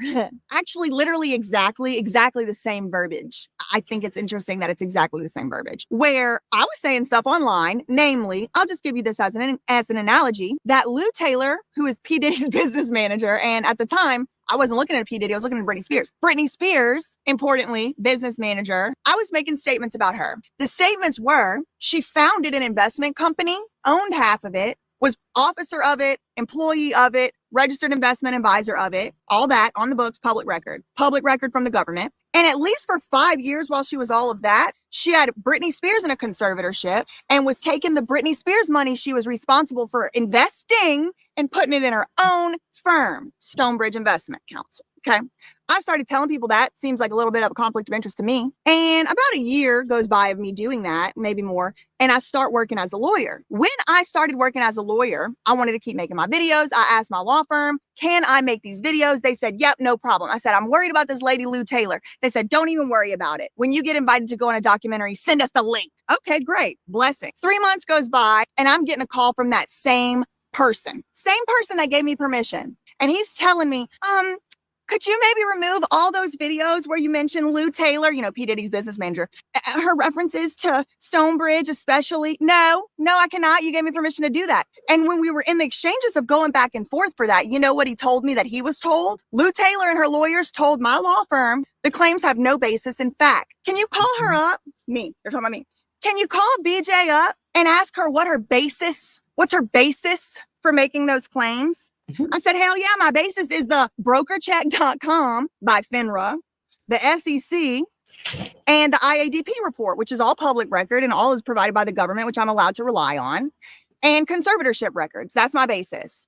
And the guy tells me, well, we're told. I'm telling y'all this story because I'm telling y'all how this works, because I have firsthand knowledge and experience I happen to have on this particular matter. And it's Lou Taylor, right? I mean, probably these people are all a little bit operating the same way. It's Diddy's business manager. She had no basis for why I was lying. I had the proof, the evidence. So now it leads me to wonder, did they provide Piers Morgan evidence or did he even ask for any? Because when somebody's coming to me and saying, stop saying something on YouTube because it's false, I don't want to say it. I don't want to say nothing false. And I told him that. I said, can you give me some evidence what I'm saying is false? He said, no. I said, okay. Well, I said, what evidence did you see? Show me the evidence you saw, or at least just tell me the evidence you saw. He said, I didn't see any evidence. So with no evidence at all, people who are scared to rock the boat will take and retract things. I'm just curious, like, was these lawyers that sent the letter, were they on the boat? They were on every boat? How do you prove that it's not true? Because now they're saying everything that Jaguar Wright said was false, which I wasn't there. Maybe everything she's ever said is false. But I don't think so. So he apologized to them, which I wouldn't, please, I would not have done. What I would have said is, I will read your statement. I will allow you to come on. What I find weird, there's a squirrel fight. They are acting up. But here he is out here saying he's sorry. For what? I'm not sorry. Anyway, he goes on, quote, the thing about platforms, the reality of the modern world is that pretty much everyone has a platform as long as they have something to say that other people want to hear. Amen, Jesus. Glad for that. That's why we invited Jaguar on to be interviewed. The people making these claims have an audience with or without shows like mine. I think that's a legal lawyer preemptive strike. Like, this stuff was out there regardless if Piers Morgan put it out there. Now, what I would argue if I'm representing Beyonce and Jay-Z is, yes, but these people are blue couch and, you know, sit in front of glitter pinatas. They're not holding themselves out to be news anchors like Piers Morgan is. Not that they need any help defending themselves. Now, I did want to also briefly touch on the fact that Meek Mill, who's tangentially related to the story at best, and maybe even vitally related to the story, he's made a statement as well. This article is from Tribune.com. Meek Mill reacts to Jay-Z and Beyonce's cease and desist to Piers Morgan. Quote, going on a silent war? What? Because remember, Meek Mill is the same one that offered $100,000 to somebody who could figure out why his name keeps getting thrown into this. And like, give me my $100,000 right now, Meek, because it's you on the Rhymes and Times magazine cover. It's you saying, ooh, daddy in the pool, cooling off, something, something. What's up, King Son?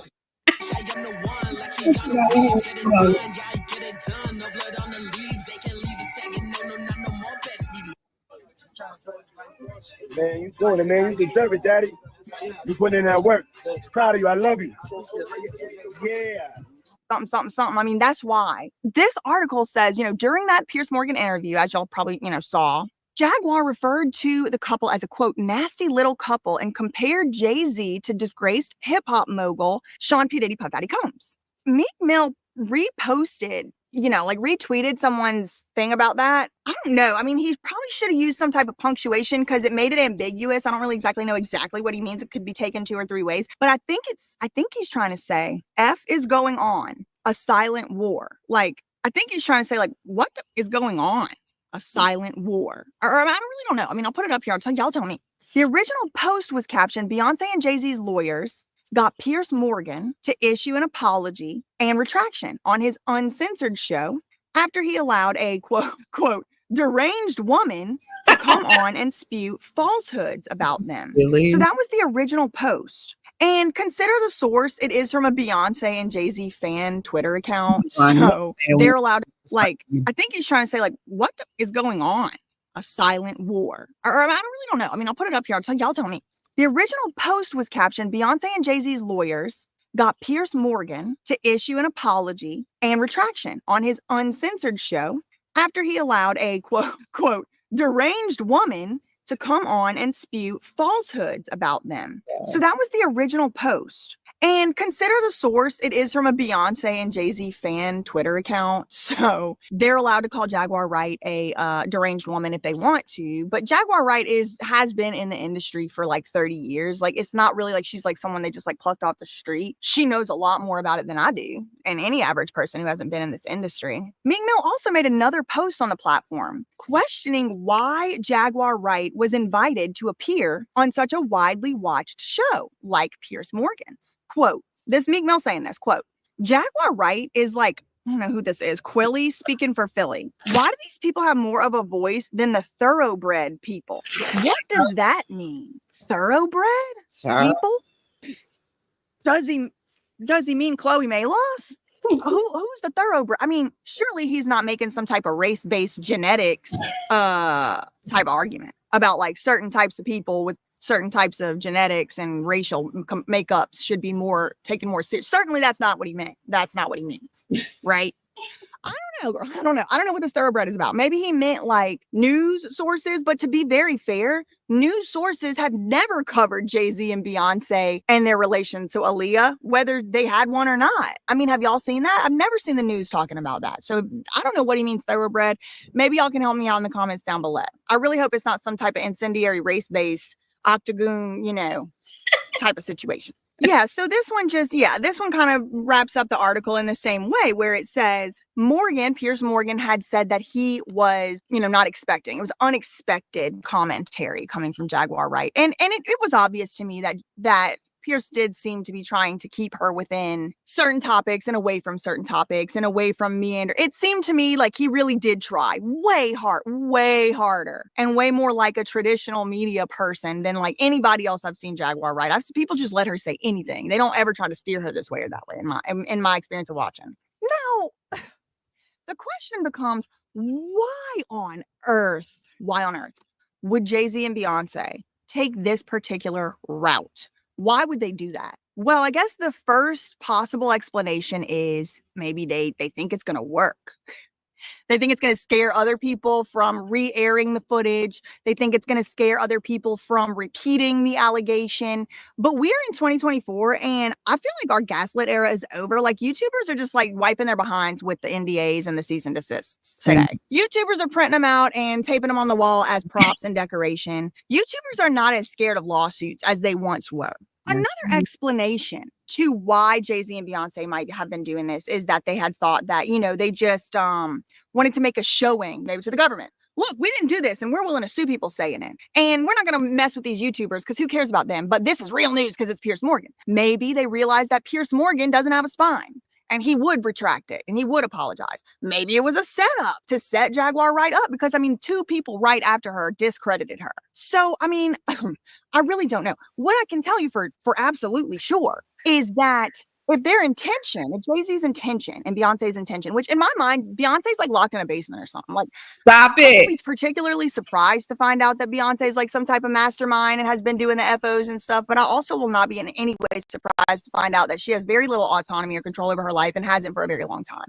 Like, I don't really know how much control Beyonce actually has over these like press statements and stuff. But maybe it's a lot. Maybe she's the mastermind. I'm actually looking forward to finding out. Hopefully it comes out. I was learning in my class today I was learning in my class today that a dying man, this is like ancient fables and like legends and lore. It's not really supposed to be thought of as fact. It's more like story time, like Grimm's, like fairy tale. Okay.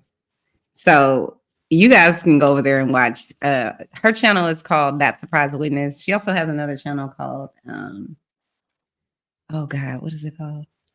BJ Investigates. She's an attorney. She graduated from some Ivy League college or university. I don't think it was State. Hello? Hey, how's it going, Chanel? Hey, you guys, everybody smash your buttons, ring your bells. You know the routine. Sorry for my tardy for the party, girl. My son popped over. Oh, no worries. I'm just over here minding my business, not minding my business, but minding my business, Right, minding the business that pays you. That's it. That's all.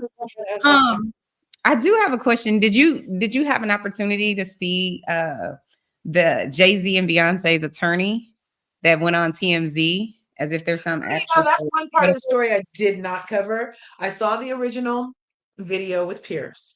I saw the follow-up apology, and I've seen reasoning as to why. And what I'd like to hear is, what do you think the reason was? Because I have my speculation, but I think it's weird that they don't do anything to Jag directly. What do you think the reason is that they sent it?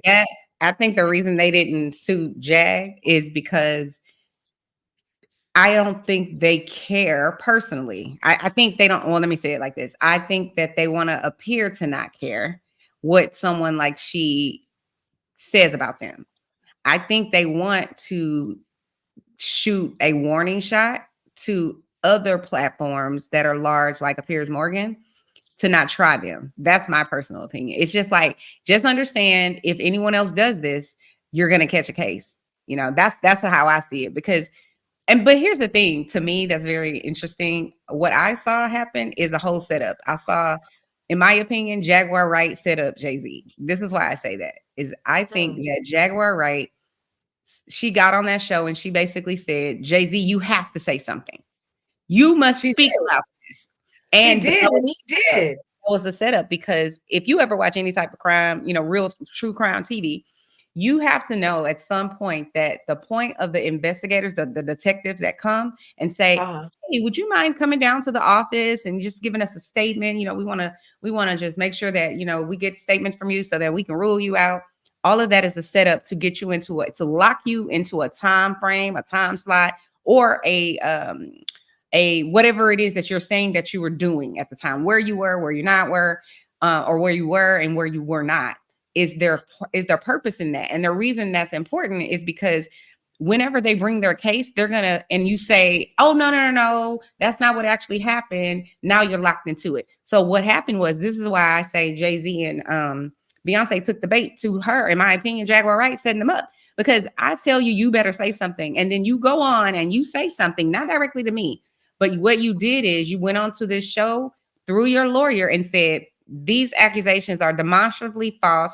Of course, and I'm paraphrasing, of course, Beyonce and Jay-Z don't have anything to do with any of that.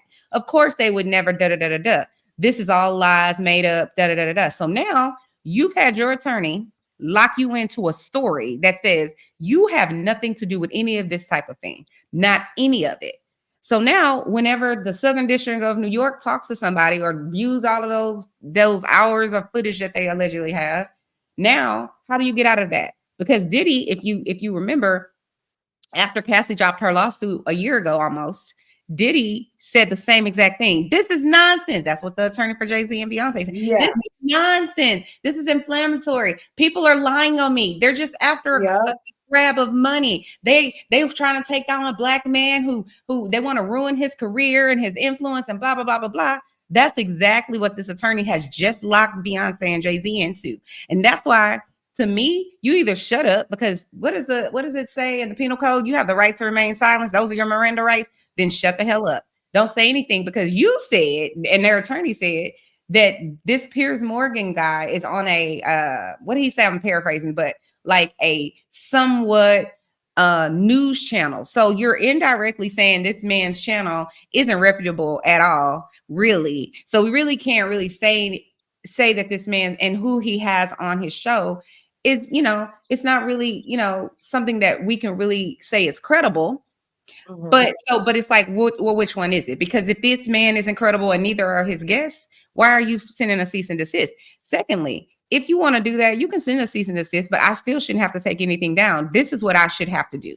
What I should have to do if I'm Piers Morgan is say, Jay-Z and Beyonce released a statement through their attorney that says this information that's being said on this show is demonstrably false, yada, yada, yada. They have the right to say that, yada, yada, yada. That's what should have happened, but I'm not taking anything down because just like Diddy said, I didn't do that. There's people lying on me. The truth will come out. And then the truth came out right on CNN that he's beating the brakes off of this lady in public, in a public hallway at a hotel.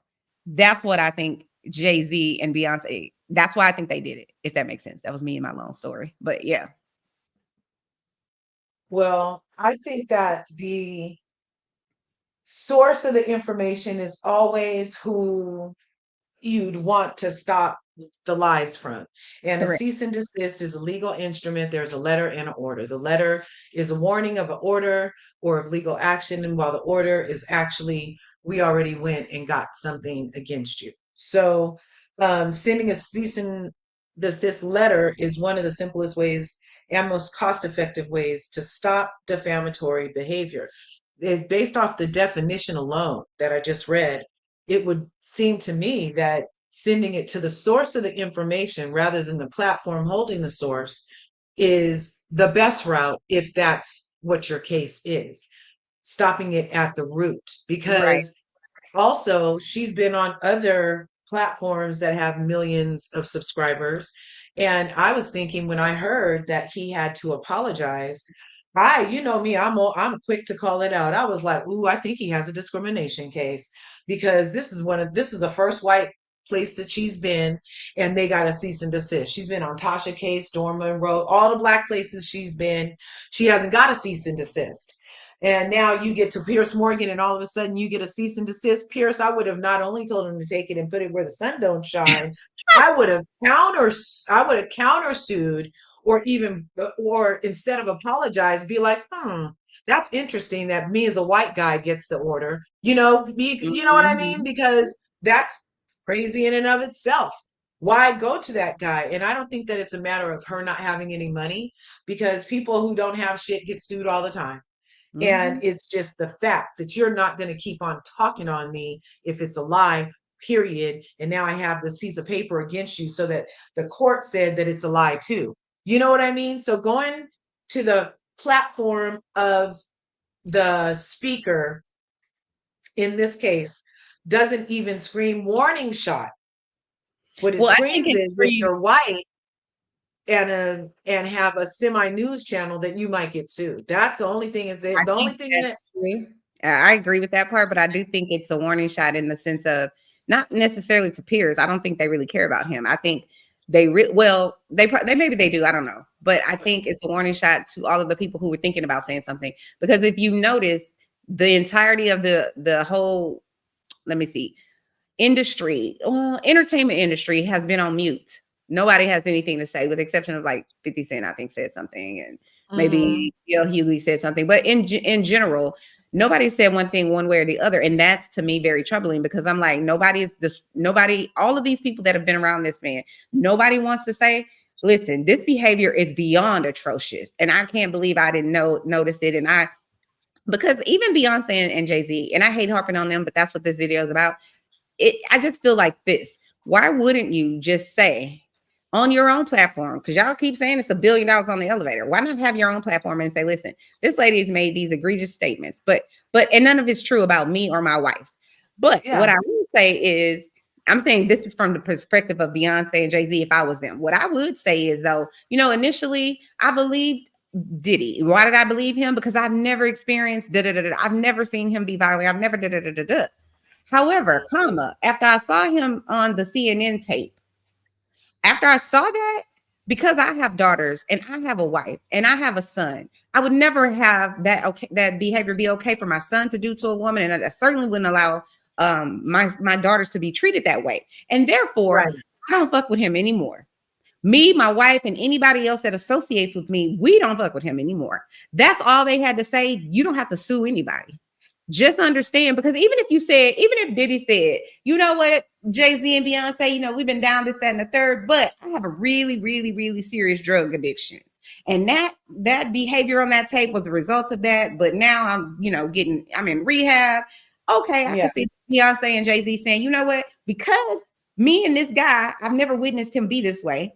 But we've been riding hard. We got, all kinds of financial entanglements and businesses and whatever else. I wanted to rock with my dude who ain't never shown me this type of behavior.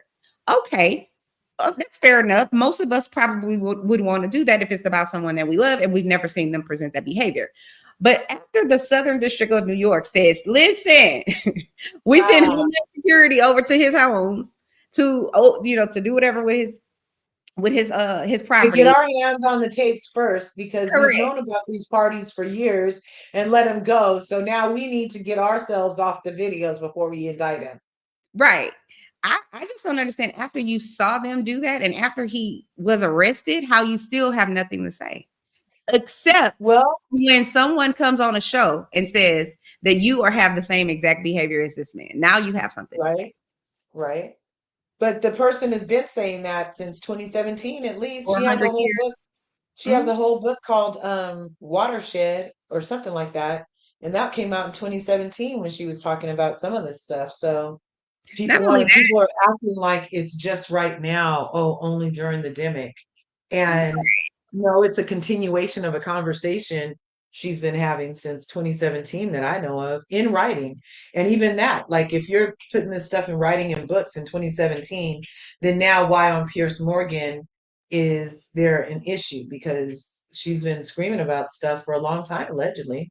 And not only that, there's a book that was written. I think the book is called Bling. I don't know if you've heard of that. And it's a book by a young lady who allegedly was entangled some kind of way. I believe with Diddy. I'm almost certain it's Diddy. It's either Diddy or Jay-Z, but it's called Bling.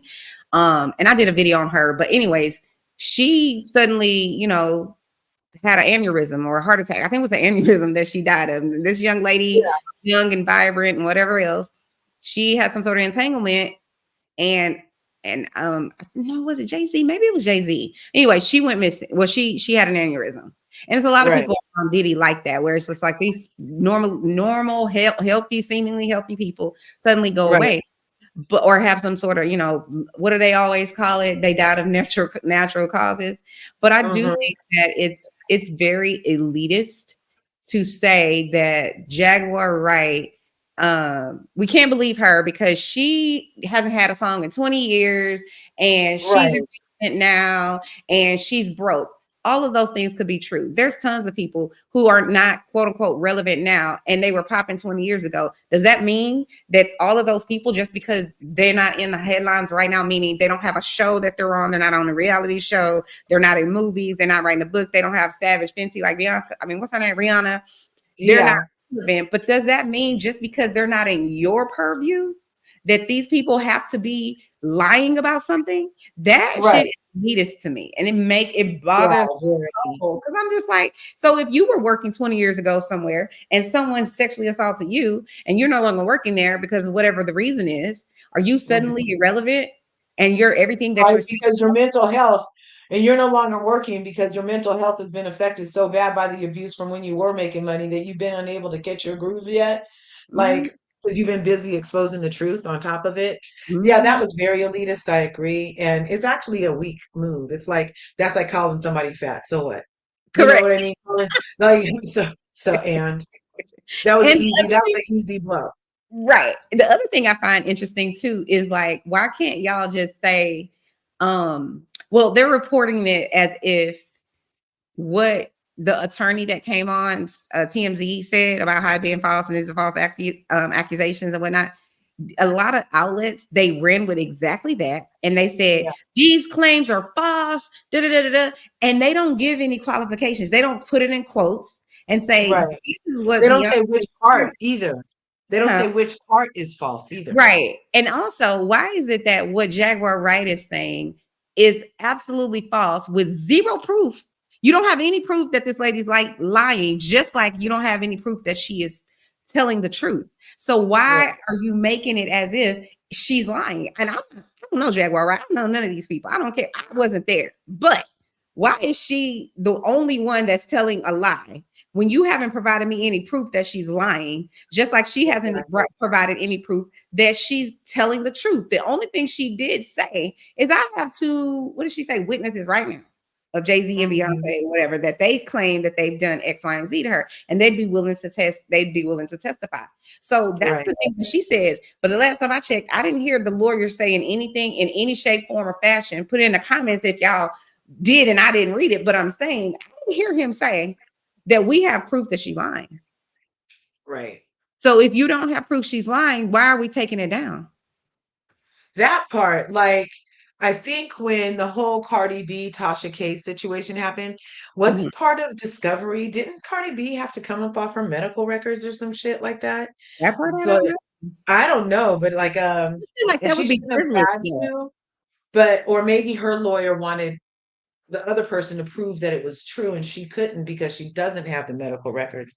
Something about the medical records. I think the thing that caught Tasha K up is A, arrogance. And then B, I think Tasha K said, I believe she testified, or at least through her attorney, she said she knew that it was false. She knew that the information some of it, I don't know, because like I said, I didn't follow her per se regarding that, but I did know it happened, obviously, because Cardi B is a very big star at the moment and at the time for sure. But I think her arrogance of like, I ain't taking nothing down. And she really did believe, in my opinion, much like Diddy, ain't nothing gonna happen to me. Ain't nothing gonna happen to me. Ain't nothing gonna happen to me. And then something happens to you. You know what I'm saying? So it's just kind of like, but the thing is with Tasha K, the part that's hilarious to me is she fell on her sword. She's like, I ain't got it. I ain't got it. I find that shit funny. So I think that's kind of in the reverse what people are saying about Jaguar Wright. They're like, well, she ain't worth suing because she don't have no money. So last time I checked, a cease and desist really isn't about.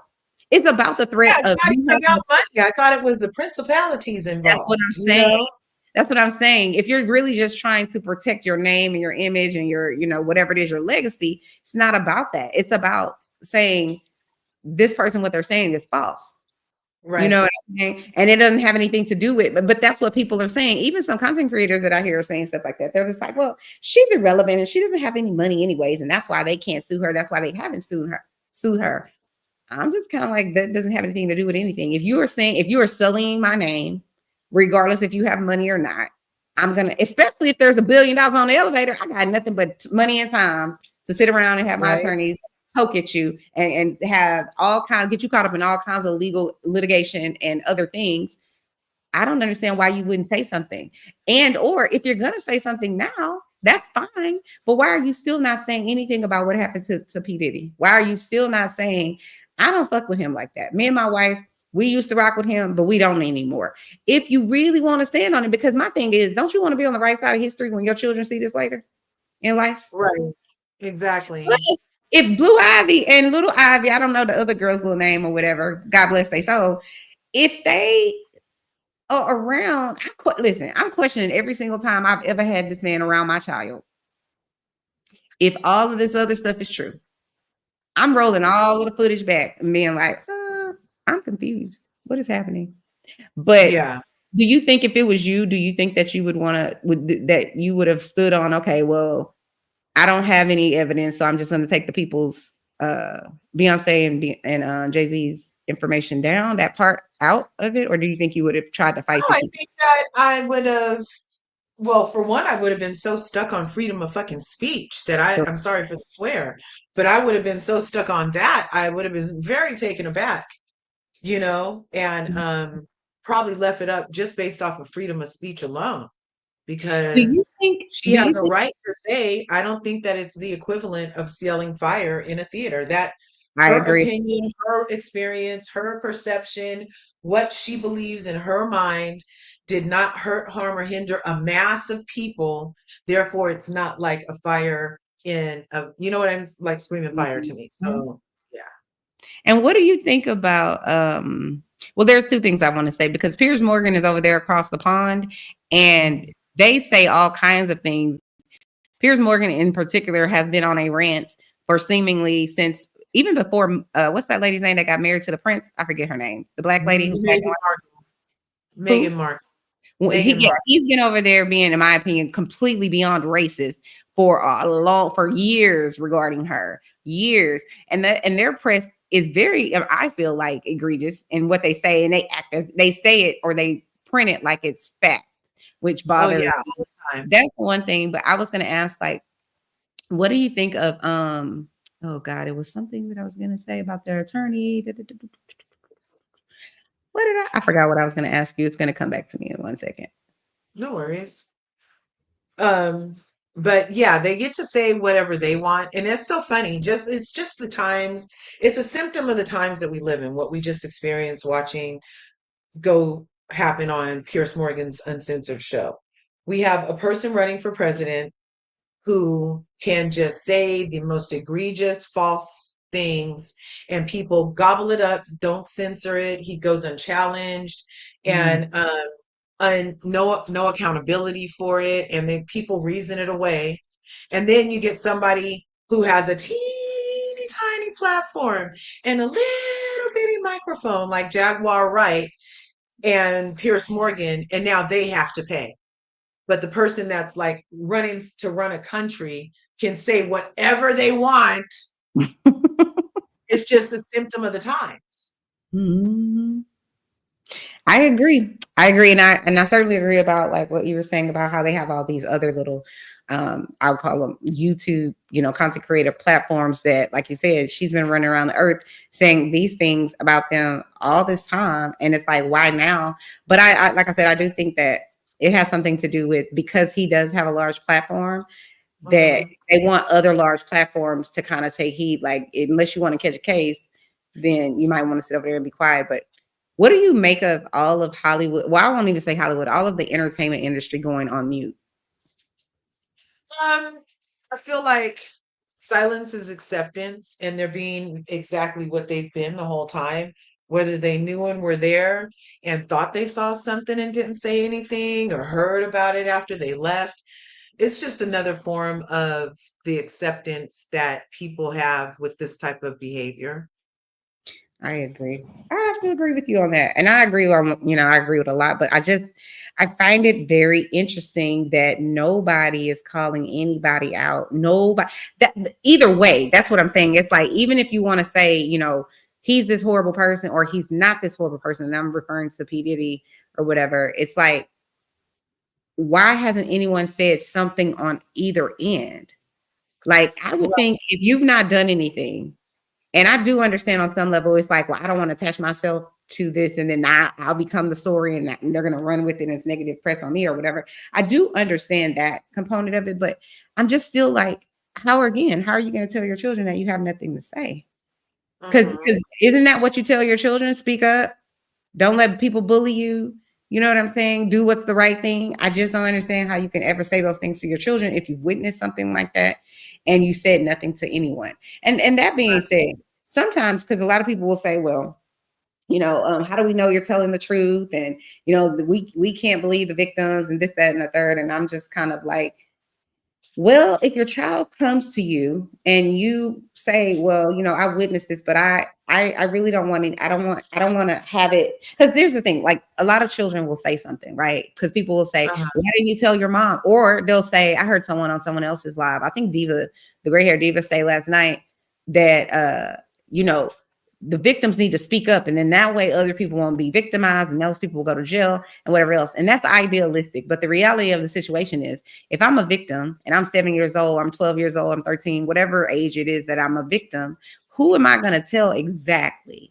Because let's be clear, in order for me to get to a police station, if I'm 12 years old, or if I'm 7 years old when this happens, or if I'm 14, don't I have to tell an adult? Yeah.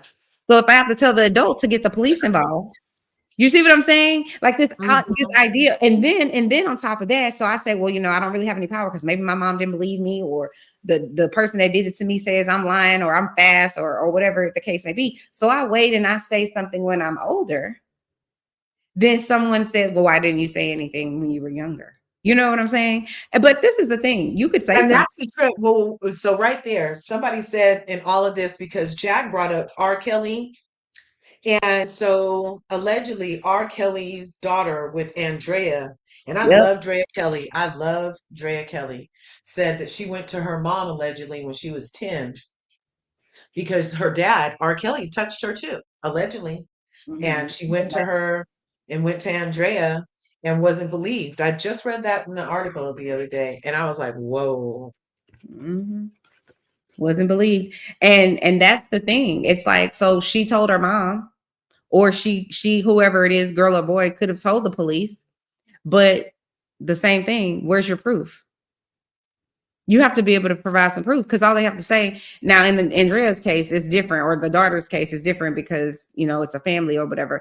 But I'm saying it's different because it's a family, because it's like, where are they going to get any proof? And R. Kelly obviously isn't going to say, well, it was consensual. But in general, if another person violated your child when they were children, or violated anyone for that matter, all they have to do is say is, well, they wouldn't say this if it was a child, but let's say the person is of age in whatever state it is, whatever they consider of age, then all the perpetrator has to say is it was a consensual. We had it together. And unless you have it on videotape of you having sex with this person and saying out loud at the same time, I'm not consenting, I do not consent to this, then how on earth are you going to be able to prove that it wasn't consensual? You know? So it's like, and then they put a statute in place. So now if you did finally get the courage, now it's like, well, it was 25 years ago. So y'all don't have anything to say now. We can't say. I actually heard an attorney say on one of my favorite shows, he was on Make It Make Sense. I asked him this last year after the Cassie lawsuit. I was like, well, why is it that we have a statute of limitation that basically protects the perpetrator and lets it really limits the victims, or the alleged victims, or whatever you want to call it? And he was like, well, you know, we can't have a person have this levied over their head for the remainder of their life. What are you talking about? Like, what do you mean you can't have this? I don't understand why I have to be limited, why they get the privilege. And he was like, his answer to that was like, well, if that man or person has gone on with their life and they have a good life, now 30 years pass and this person can bring this up and disrupt their life and this, that, and the third. So we shouldn't be able to file a claim because of the fact that this person has a good life now. You should be able to get away with a crime because of when it happened. What are you talking about? Like, that's just, to me, bizarre. But he said it, and I was just like, wow. And he said it, I feel like he believes it too. It was like, I can't. Like, you don't not go after criminals because you're afraid of what they're gonna do. You do not go after criminals because of time. But that's what I'm saying. If a crime has been committed and that's what you're supposed to be investigating, then that's what should happen. It shouldn't matter when it happened. You know, but we live in a society that if it's a celebrity, they don't believe it. But also we live in a society where people can tell their own parent and they don't believe it, like what you said with Drea Kelly. But I would love to know why you love her. Can you explain that to me? Because I don't understand. Miss Curves, did she leave? Maybe she left the platform. I thought she was there. Oh, no. I'm sorry. My thing was muted. So I love Andrea Kelly. I love her art. I love how she moves her body. I love that she's body positivity and she's just teaching people how to move their body. That part I love about her. And when she was on that show about the wives of people, I liked her on that too. She didn't seem like too much like how some of the moms, you know, the ex-wives were too much on there. I don't know. I just thought she was good. And so to hear this, I was like, darn. But people go and people grow, and I'm sure she believes her daughter and supports her daughter now. So yeah. Well, you know, she's coming out, I think, with a book or something. Who, Andrea? Mm-hmm. It's either a book or a documentary. It might be both. I can't remember. Is it going to be Surviving P. Diddy? Girl, I don't know what it's called, but allegedly it's coming. What do you think of did you read any part of the Kim Porter, alleged Kim Porter book? No. I heard that was not an accurate authorized depiction, and that the one that she really has been working on is yeah, that wasn't it. I heard that was even a blackfishing situation where the guy was a white guy and he just wrote his name as Leroy or something like that. I don't know. I heard a lot about that. So no, the bottom of the answer is no. What do you think about the mom, P. Diddy's mom, coming out and releasing a statement about her son, not he's a black man and let's not tear down this black man and all that? Because I felt like it was gaslighting the whole entire statement. But what do you think? I'm thinking that as far as P. Diddy's mom, I'm feeling bad for her that she would even have to undergo this. Too bad, too sad. I'm sure she might have had her inklings too. I'm more concerned, even less concerned for Mrs. Diddy than I am for the children and the daughters, and just wondering how much they were exposed to and that type of stuff. Like, I'm very interested in that.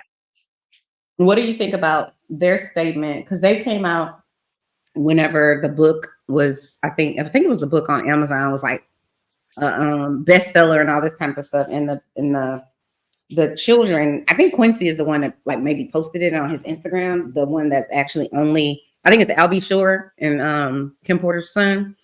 Yeah. But they basically put out a statement saying everything that's in this book is false. It's not my mom's words, and please give us some it's hard for us what we're going through, but stop with the conspiracy theories. We know how our mom passed away. That's been settled for years. What do you think of that? Do you think that's true? Do you think they wrote that?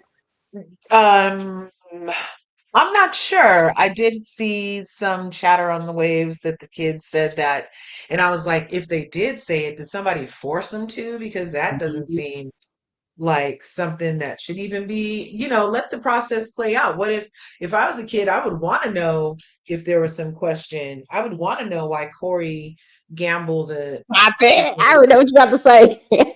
You know what I'm saying? I would want to know why. Sorry, I interrupted you. Say it again by Corey Gamble. I would want to know why Corey Gamble was allegedly the one that called the police and found her body, and then it's now Kris Jenner's boo. Like, I'm like, what? Want to know. So it's interesting that somebody has conditioned them to be against a natural curiosity. Well, okay, so I am of two minds with that, because I do think that one of the worst places on earth that you could be as a human being, especially as a child of someone, is in a situation where either A, your father did cause the death of your mother, or there's some sort of secrecy around it, or things that are kind of ambiguous around it, that some things don't add up around what happened to your mom, but she's gone, and then now your dad is enthralled and entangled in all of this stuff that P. Diddy's entangled with. So now both your parents are gone. I think that's probably the worst, even despite how egregious I think P. Diddy is and how terrible he is and how I think he belongs under the jail. I still have compassion and empathy, for the position that's in, because if you ever were going to be confused about something on planet Earth while you sitting here on planet Earth, that would be something to be confused about. Like, how do you manage that? How do you reconcile that with your soul, that your daddy may have unalived your mom? Like, that to me is a horrible place to be in. But I will say this: I can't say whether or not that book is right or real or anything like that. Some of the things, I didn't read it, but some of the things that I've heard about that was in it sound about right. Not all of them, because like I said, I don't believe all of it. I don't know. I wasn't there. But some of the things, like, for instance, I think they talked about where Kim had received some flowers or something from somebody, or she had gone to some dinner or something, and he allegedly beat her so bad she was in the hospital. I believe that part. I definitely believe that probably happened, because I think also in the book they say that he broke her nose or something on a yacht, and he flew in his surgeon to fix her nose and all that kind of stuff. I believe that. I believe stuff like that. Yeah. The problem with this book, even though, like I said, I haven't read it, I'm just saying what I've heard, is that it's sort of like, you can't throw something away. You can't clean out that drawer next to your bed, because you have things in there that are actually good. And you also have a whole bunch of trash in there, things that you don't need. So they're all mixed in together. So it's like, I can't get rid of it. I feel like this book is like that. It's like, there's some truths in there, but there's probably some untruths in there. And so once you add a non-truth to the truth, it opens up all of it. It calls everything into question. So then it's automatically in my book all false, unless you can provide me with some sort of proof that says otherwise. And I think that's the problem. I don't think everything is that's being said. I also think that's the problem with their statements. The children releasing the statement and the mom. It's kind of like, how do you know that everything that's written in here is false? You weren't around every time something happened. That's just a fact. So therefore, how do you know this wasn't someone's experience?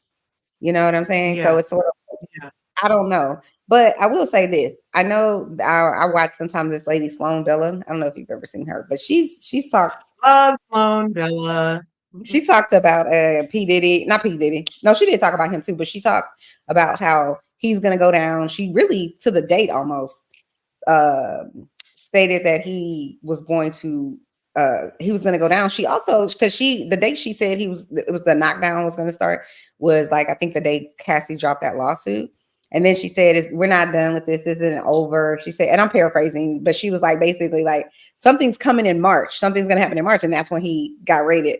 And so I'm like, well, she's been right twice. I don't know if she's going to be right about everything, but she said the knockdown of Jay-Z and Beyonce is coming too. And that's the only thing that I'm like, oh Lord, with that Jaguar Wright thing, I'm just like, oh Lord, is it starting or is it not? But I'm not a psychic, so I don't know. What do you think? I watch Sloan Bella often. That's one of the sources that I cite as why I do believe the things that Jag says also. And I got hip to her after she channeled Kim Porter last year. And I was waiting for around Easter. And then when it happened, I was like, well, and then around Easter, she's like, well, no, like you said, he's not done yet. Around October, he'll be in custody. Sure enough, where's that in custody? And then she said he was going to be put in a position where he won't be able to talk. She said she literally sees like his mouth sewn shut. And we haven't heard a peep. And that they were going to be bleeding him, I don't know if she used the word bleeding him dry, but basically making all his resources would be absorbed during the course of this. So he'll be left penniless for sure. And so I'm waiting for that to happen too. And then so far, I was going to say, and so far they haven't even taken his bail. So he's not broke yet. They're gonna surely his attorneys are going to bleed him dry, which I think is kind of what you were getting at. He's not, and I think that's what she's getting at too, because he's going to do everything humanly possible, no matter how much money has to be spent to free himself from that prison that he's in. That's just my personal opinion. And because of that, and because his attorneys know that he's in an uphill battle, because the attorneys know that the Southern District of New York and the federal government have a really high success rate in terms of convictions, it's in their best interest to keep this man as their attorney. I mean, keep this man as their client so they can bleed him dry. I mean, give me all your millions, because he's delusional. If he believes any of this stuff that he has been, okay, let me say it like this. The things that have been shown to us that we could see, just like the Cassie tape, if he believes that now people are going to believe he's not, well, some people will. It just is what it is. Some people will. Right. But he believes that he's right. What do you think about the statement that was put out by the judge, the initial judge, the one that denied bail twice? What do you think about the fact that that judge was taken off the case? Because the judge said, and I'm just paraphrasing what I read, but essentially that they will stay on the case provided the trial date, they could accommodate the trial date, essentially. So basically, if I'm not doing something else and it doesn't conflict with something else, I will stay on this case.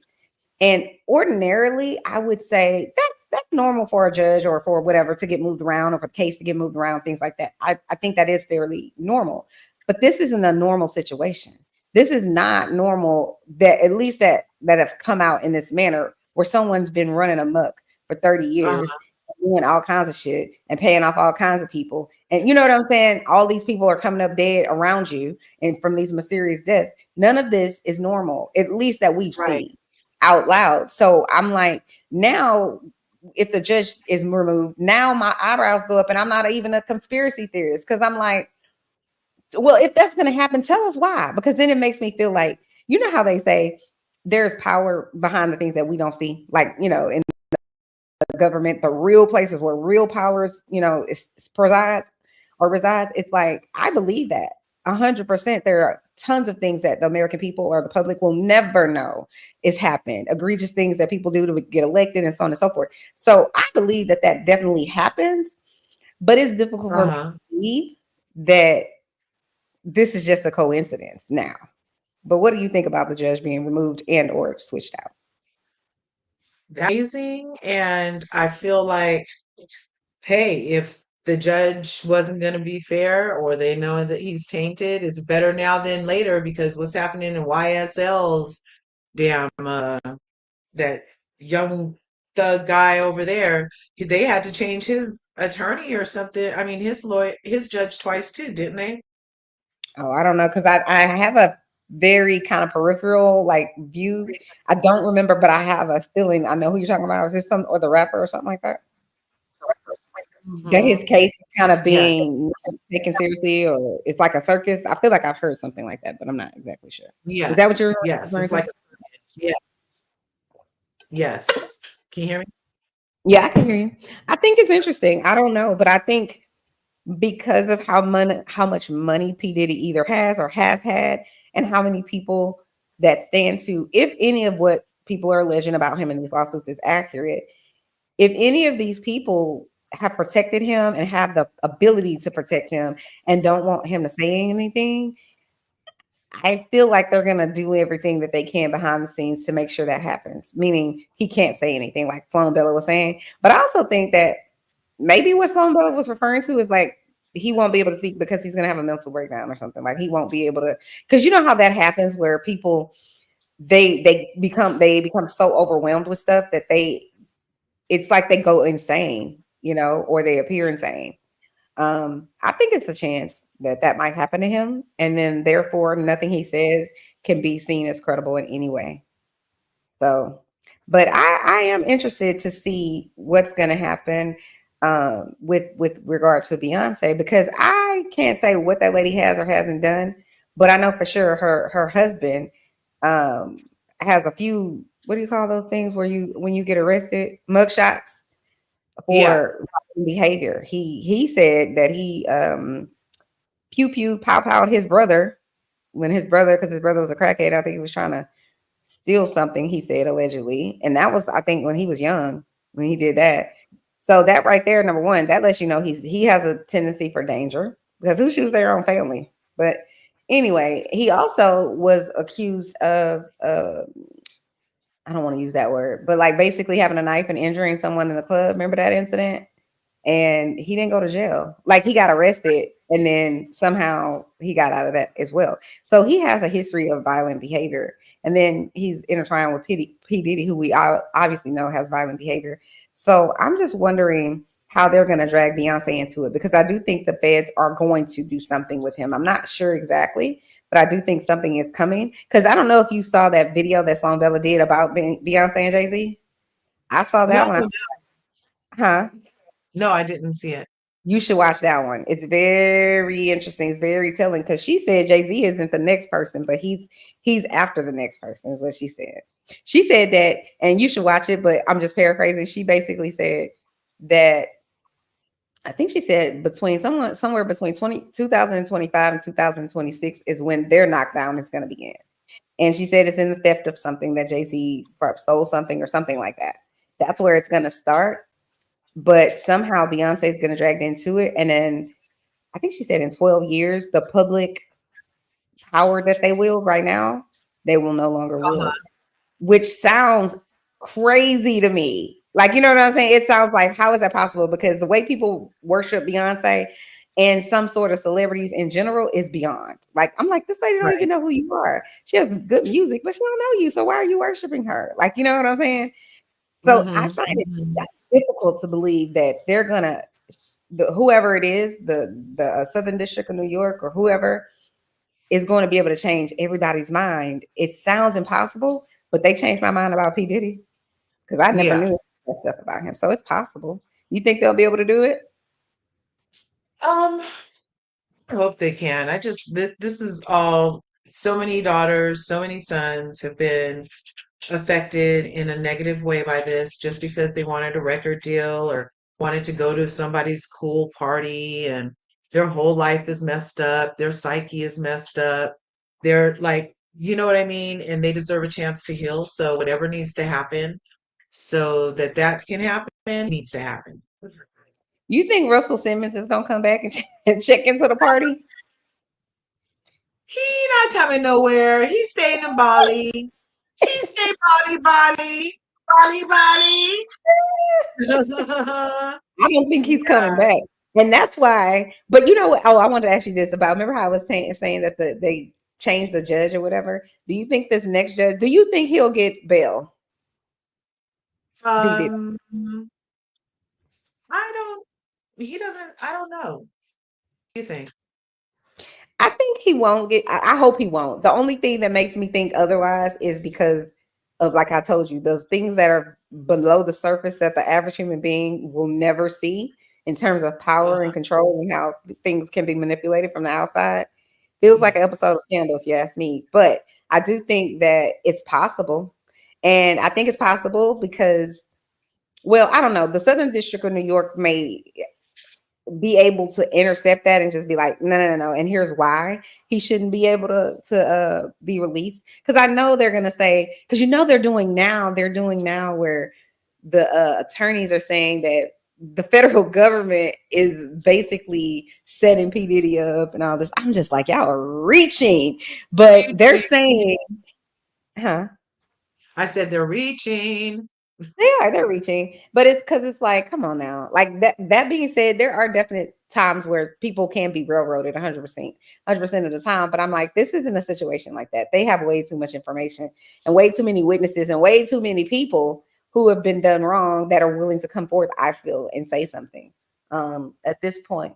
But if that judge gives him bail, the reason I think they shouldn't is because he has, like they say, he's a flight risk. I don't care if he does turn in his passport, and I don't care if he they do take his private plane. Be clear, if you get on a private plane, you don't have to say who's on the plane. You just have to say how many are on the plane. And the last time I checked, he has a whole bunch of friends in high places with jets and money and all kinds of stuff. So he'll be over there with Bali if they let him out. You don't want their names out.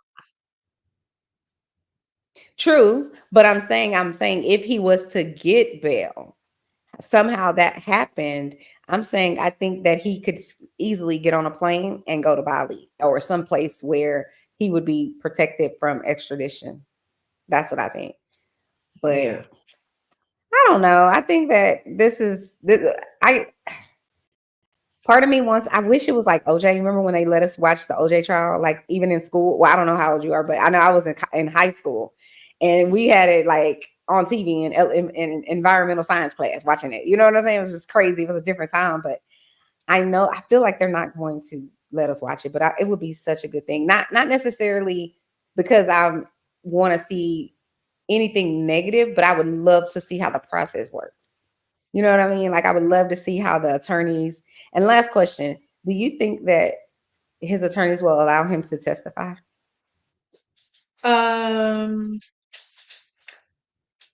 Based off of what Sloan Bella said, no.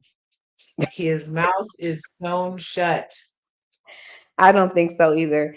I do think that if he ever I'll say this one last thing. I think that because he has that racketeering charge, I think racketeering is organized crime, if I'm not mistaken. So that if he gets found guilty of that, he is never getting out of prison. That has it comes with an automatic life sentence. And people keep saying he's gonna make a deal, he's gonna talk. But like you said, Sloan Bella said they're gonna slow up his mouth. But I'm like, what deal can he make? It doesn't matter if he says anything. Racketeering, if he's found guilty of that, is gonna hold, unless they say, okay, we'll remove the racketeering if you give us these other people, which then will allow him to have a different jail sentence, so to speak. So anyway, I don't know.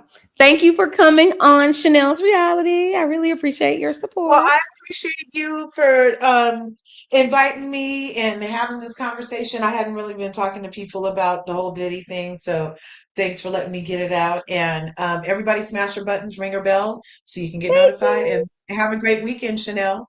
You too. Bye, boo. Have a good one. Peace. All right, guys. Well, I'm going to get off here. I've been on here talking, running my mouth for 2 hours and 26 minutes. So it's time for me to go. I got to pack out. Listen, this is my 15th iteration of packing for Jamaica. And I still ain't fully packed like I'm supposed to be. So pray for me. But until next time, please like the video. Please subscribe to the video. If you have not subscribed, it is a free and easy way to support my channel. Shout out to Kempire because he's one of the first content creators I ever watched. And he says that all the time. So shout out to him. Please comment down in the please get down in the comments below and really just tell me what you think about everything that I've talked about. Do you guys think Beyonce and Jay-Z are going to go down? Do you think Piers Morgan should have had to basically apologize and take Jaguar Wright's comments about Beyonce and Jay-Z out of his video? Or do you agree with me in terms of Piers Morgan not having to necessarily apologize, but basically put some sort of like a disclaimer that says Beyonce and Jay-Z, deny these claims, their attorney is spoken and yada, yada, yada. Do you think Beyonce has any sort of autonomy? Like on BJ Investigates or the surprise witness says, she was like, I don't know if Beyonce has any control over her career or she has any type of autonomy. I don't know. I don't know Beyonce. I don't know Jay-Z. People have been saying for years that they're not in a real relationship or that they're not, I guess what's the right word? That their relationship is a business transaction. I don't know that I get that from them. I feel like I've seen some videos where they were on tour and they really did look like, at least in the moment, like they loved each other or that they were in love or in sync in some capacity. So I don't know. I hope it, I believe in marriage. And if she's being treated right, then I hope and she's happy that they are, still together and love each other and whatever else. I hope he's not controlling. I hope he hasn't done any of the things that's been people have claimed that he's done in the past. What do you guys think about the court changing the judge? Do you think it's a coincidence or do you think that, things just happen? I personally am on the fence because part of me wants to believe things just happen with the court process, but the other part of me knows that people can be railroaded, and the other part of me knows that things can happen with below the surface that the average Joe wouldn't necessarily know about. And then why do you guys think they chose to target Piers Morgan when Jaguar Wright has been saying all of these terrible things about P. Diddy and a whole bunch of people really, and Beyonce and Jay-Z for years? It's not like she just popped out of nowhere and started saying these things. She's been saying these things for years. And my question has always been, since that video where she was on Piers Morgan, why are we trying to silence this person if you don't have proof that what she's saying is a lie? Just like you don't have proof, or I don't have proof, or they didn't present any proof or evidence that what Jaguar Wright said on Piers Morgan is true. We don't know if it's true or false. And if nobody has provided proof on either side, I don't really understand why it has to come down. I understand from Beyonce and Jay-Z's perspective, if I'm them, oh, hell yeah, this shit need to come down immediately. You know what I mean? Especially if they're innocent. So if I'm innocent and you're on this man's huge platform saying all of these egregious things, 100%, I'm suing you and them. But that's the part that I don't understand. Why not sue both? And people have been saying online with this elitist attitude that, oh, they can't sue her because she ain't got shit. Yes, you can. You can keep her tied up in all kinds of legal litigation, especially when there's $1 billion on the elevator. That's what I would do. I'm not going to be silenced. Thank you so much, my love. I'm not going to be silenced by any of those things. Thank you. If I got $1 billion on the elevator, I got something to say, honey. And I don't have to say nothing. I'm going to let my attorneys do it. So there's that. But anyway, like I said, chime down in the comments, like the video, subscribe to the video if you haven't, share the video if you have an opportunity, hit the notifications bell as well. So that way you'll know when I go live or when I upload a new video. Until next time, thank you guys for tuning in to Chanel's Reality. Bye.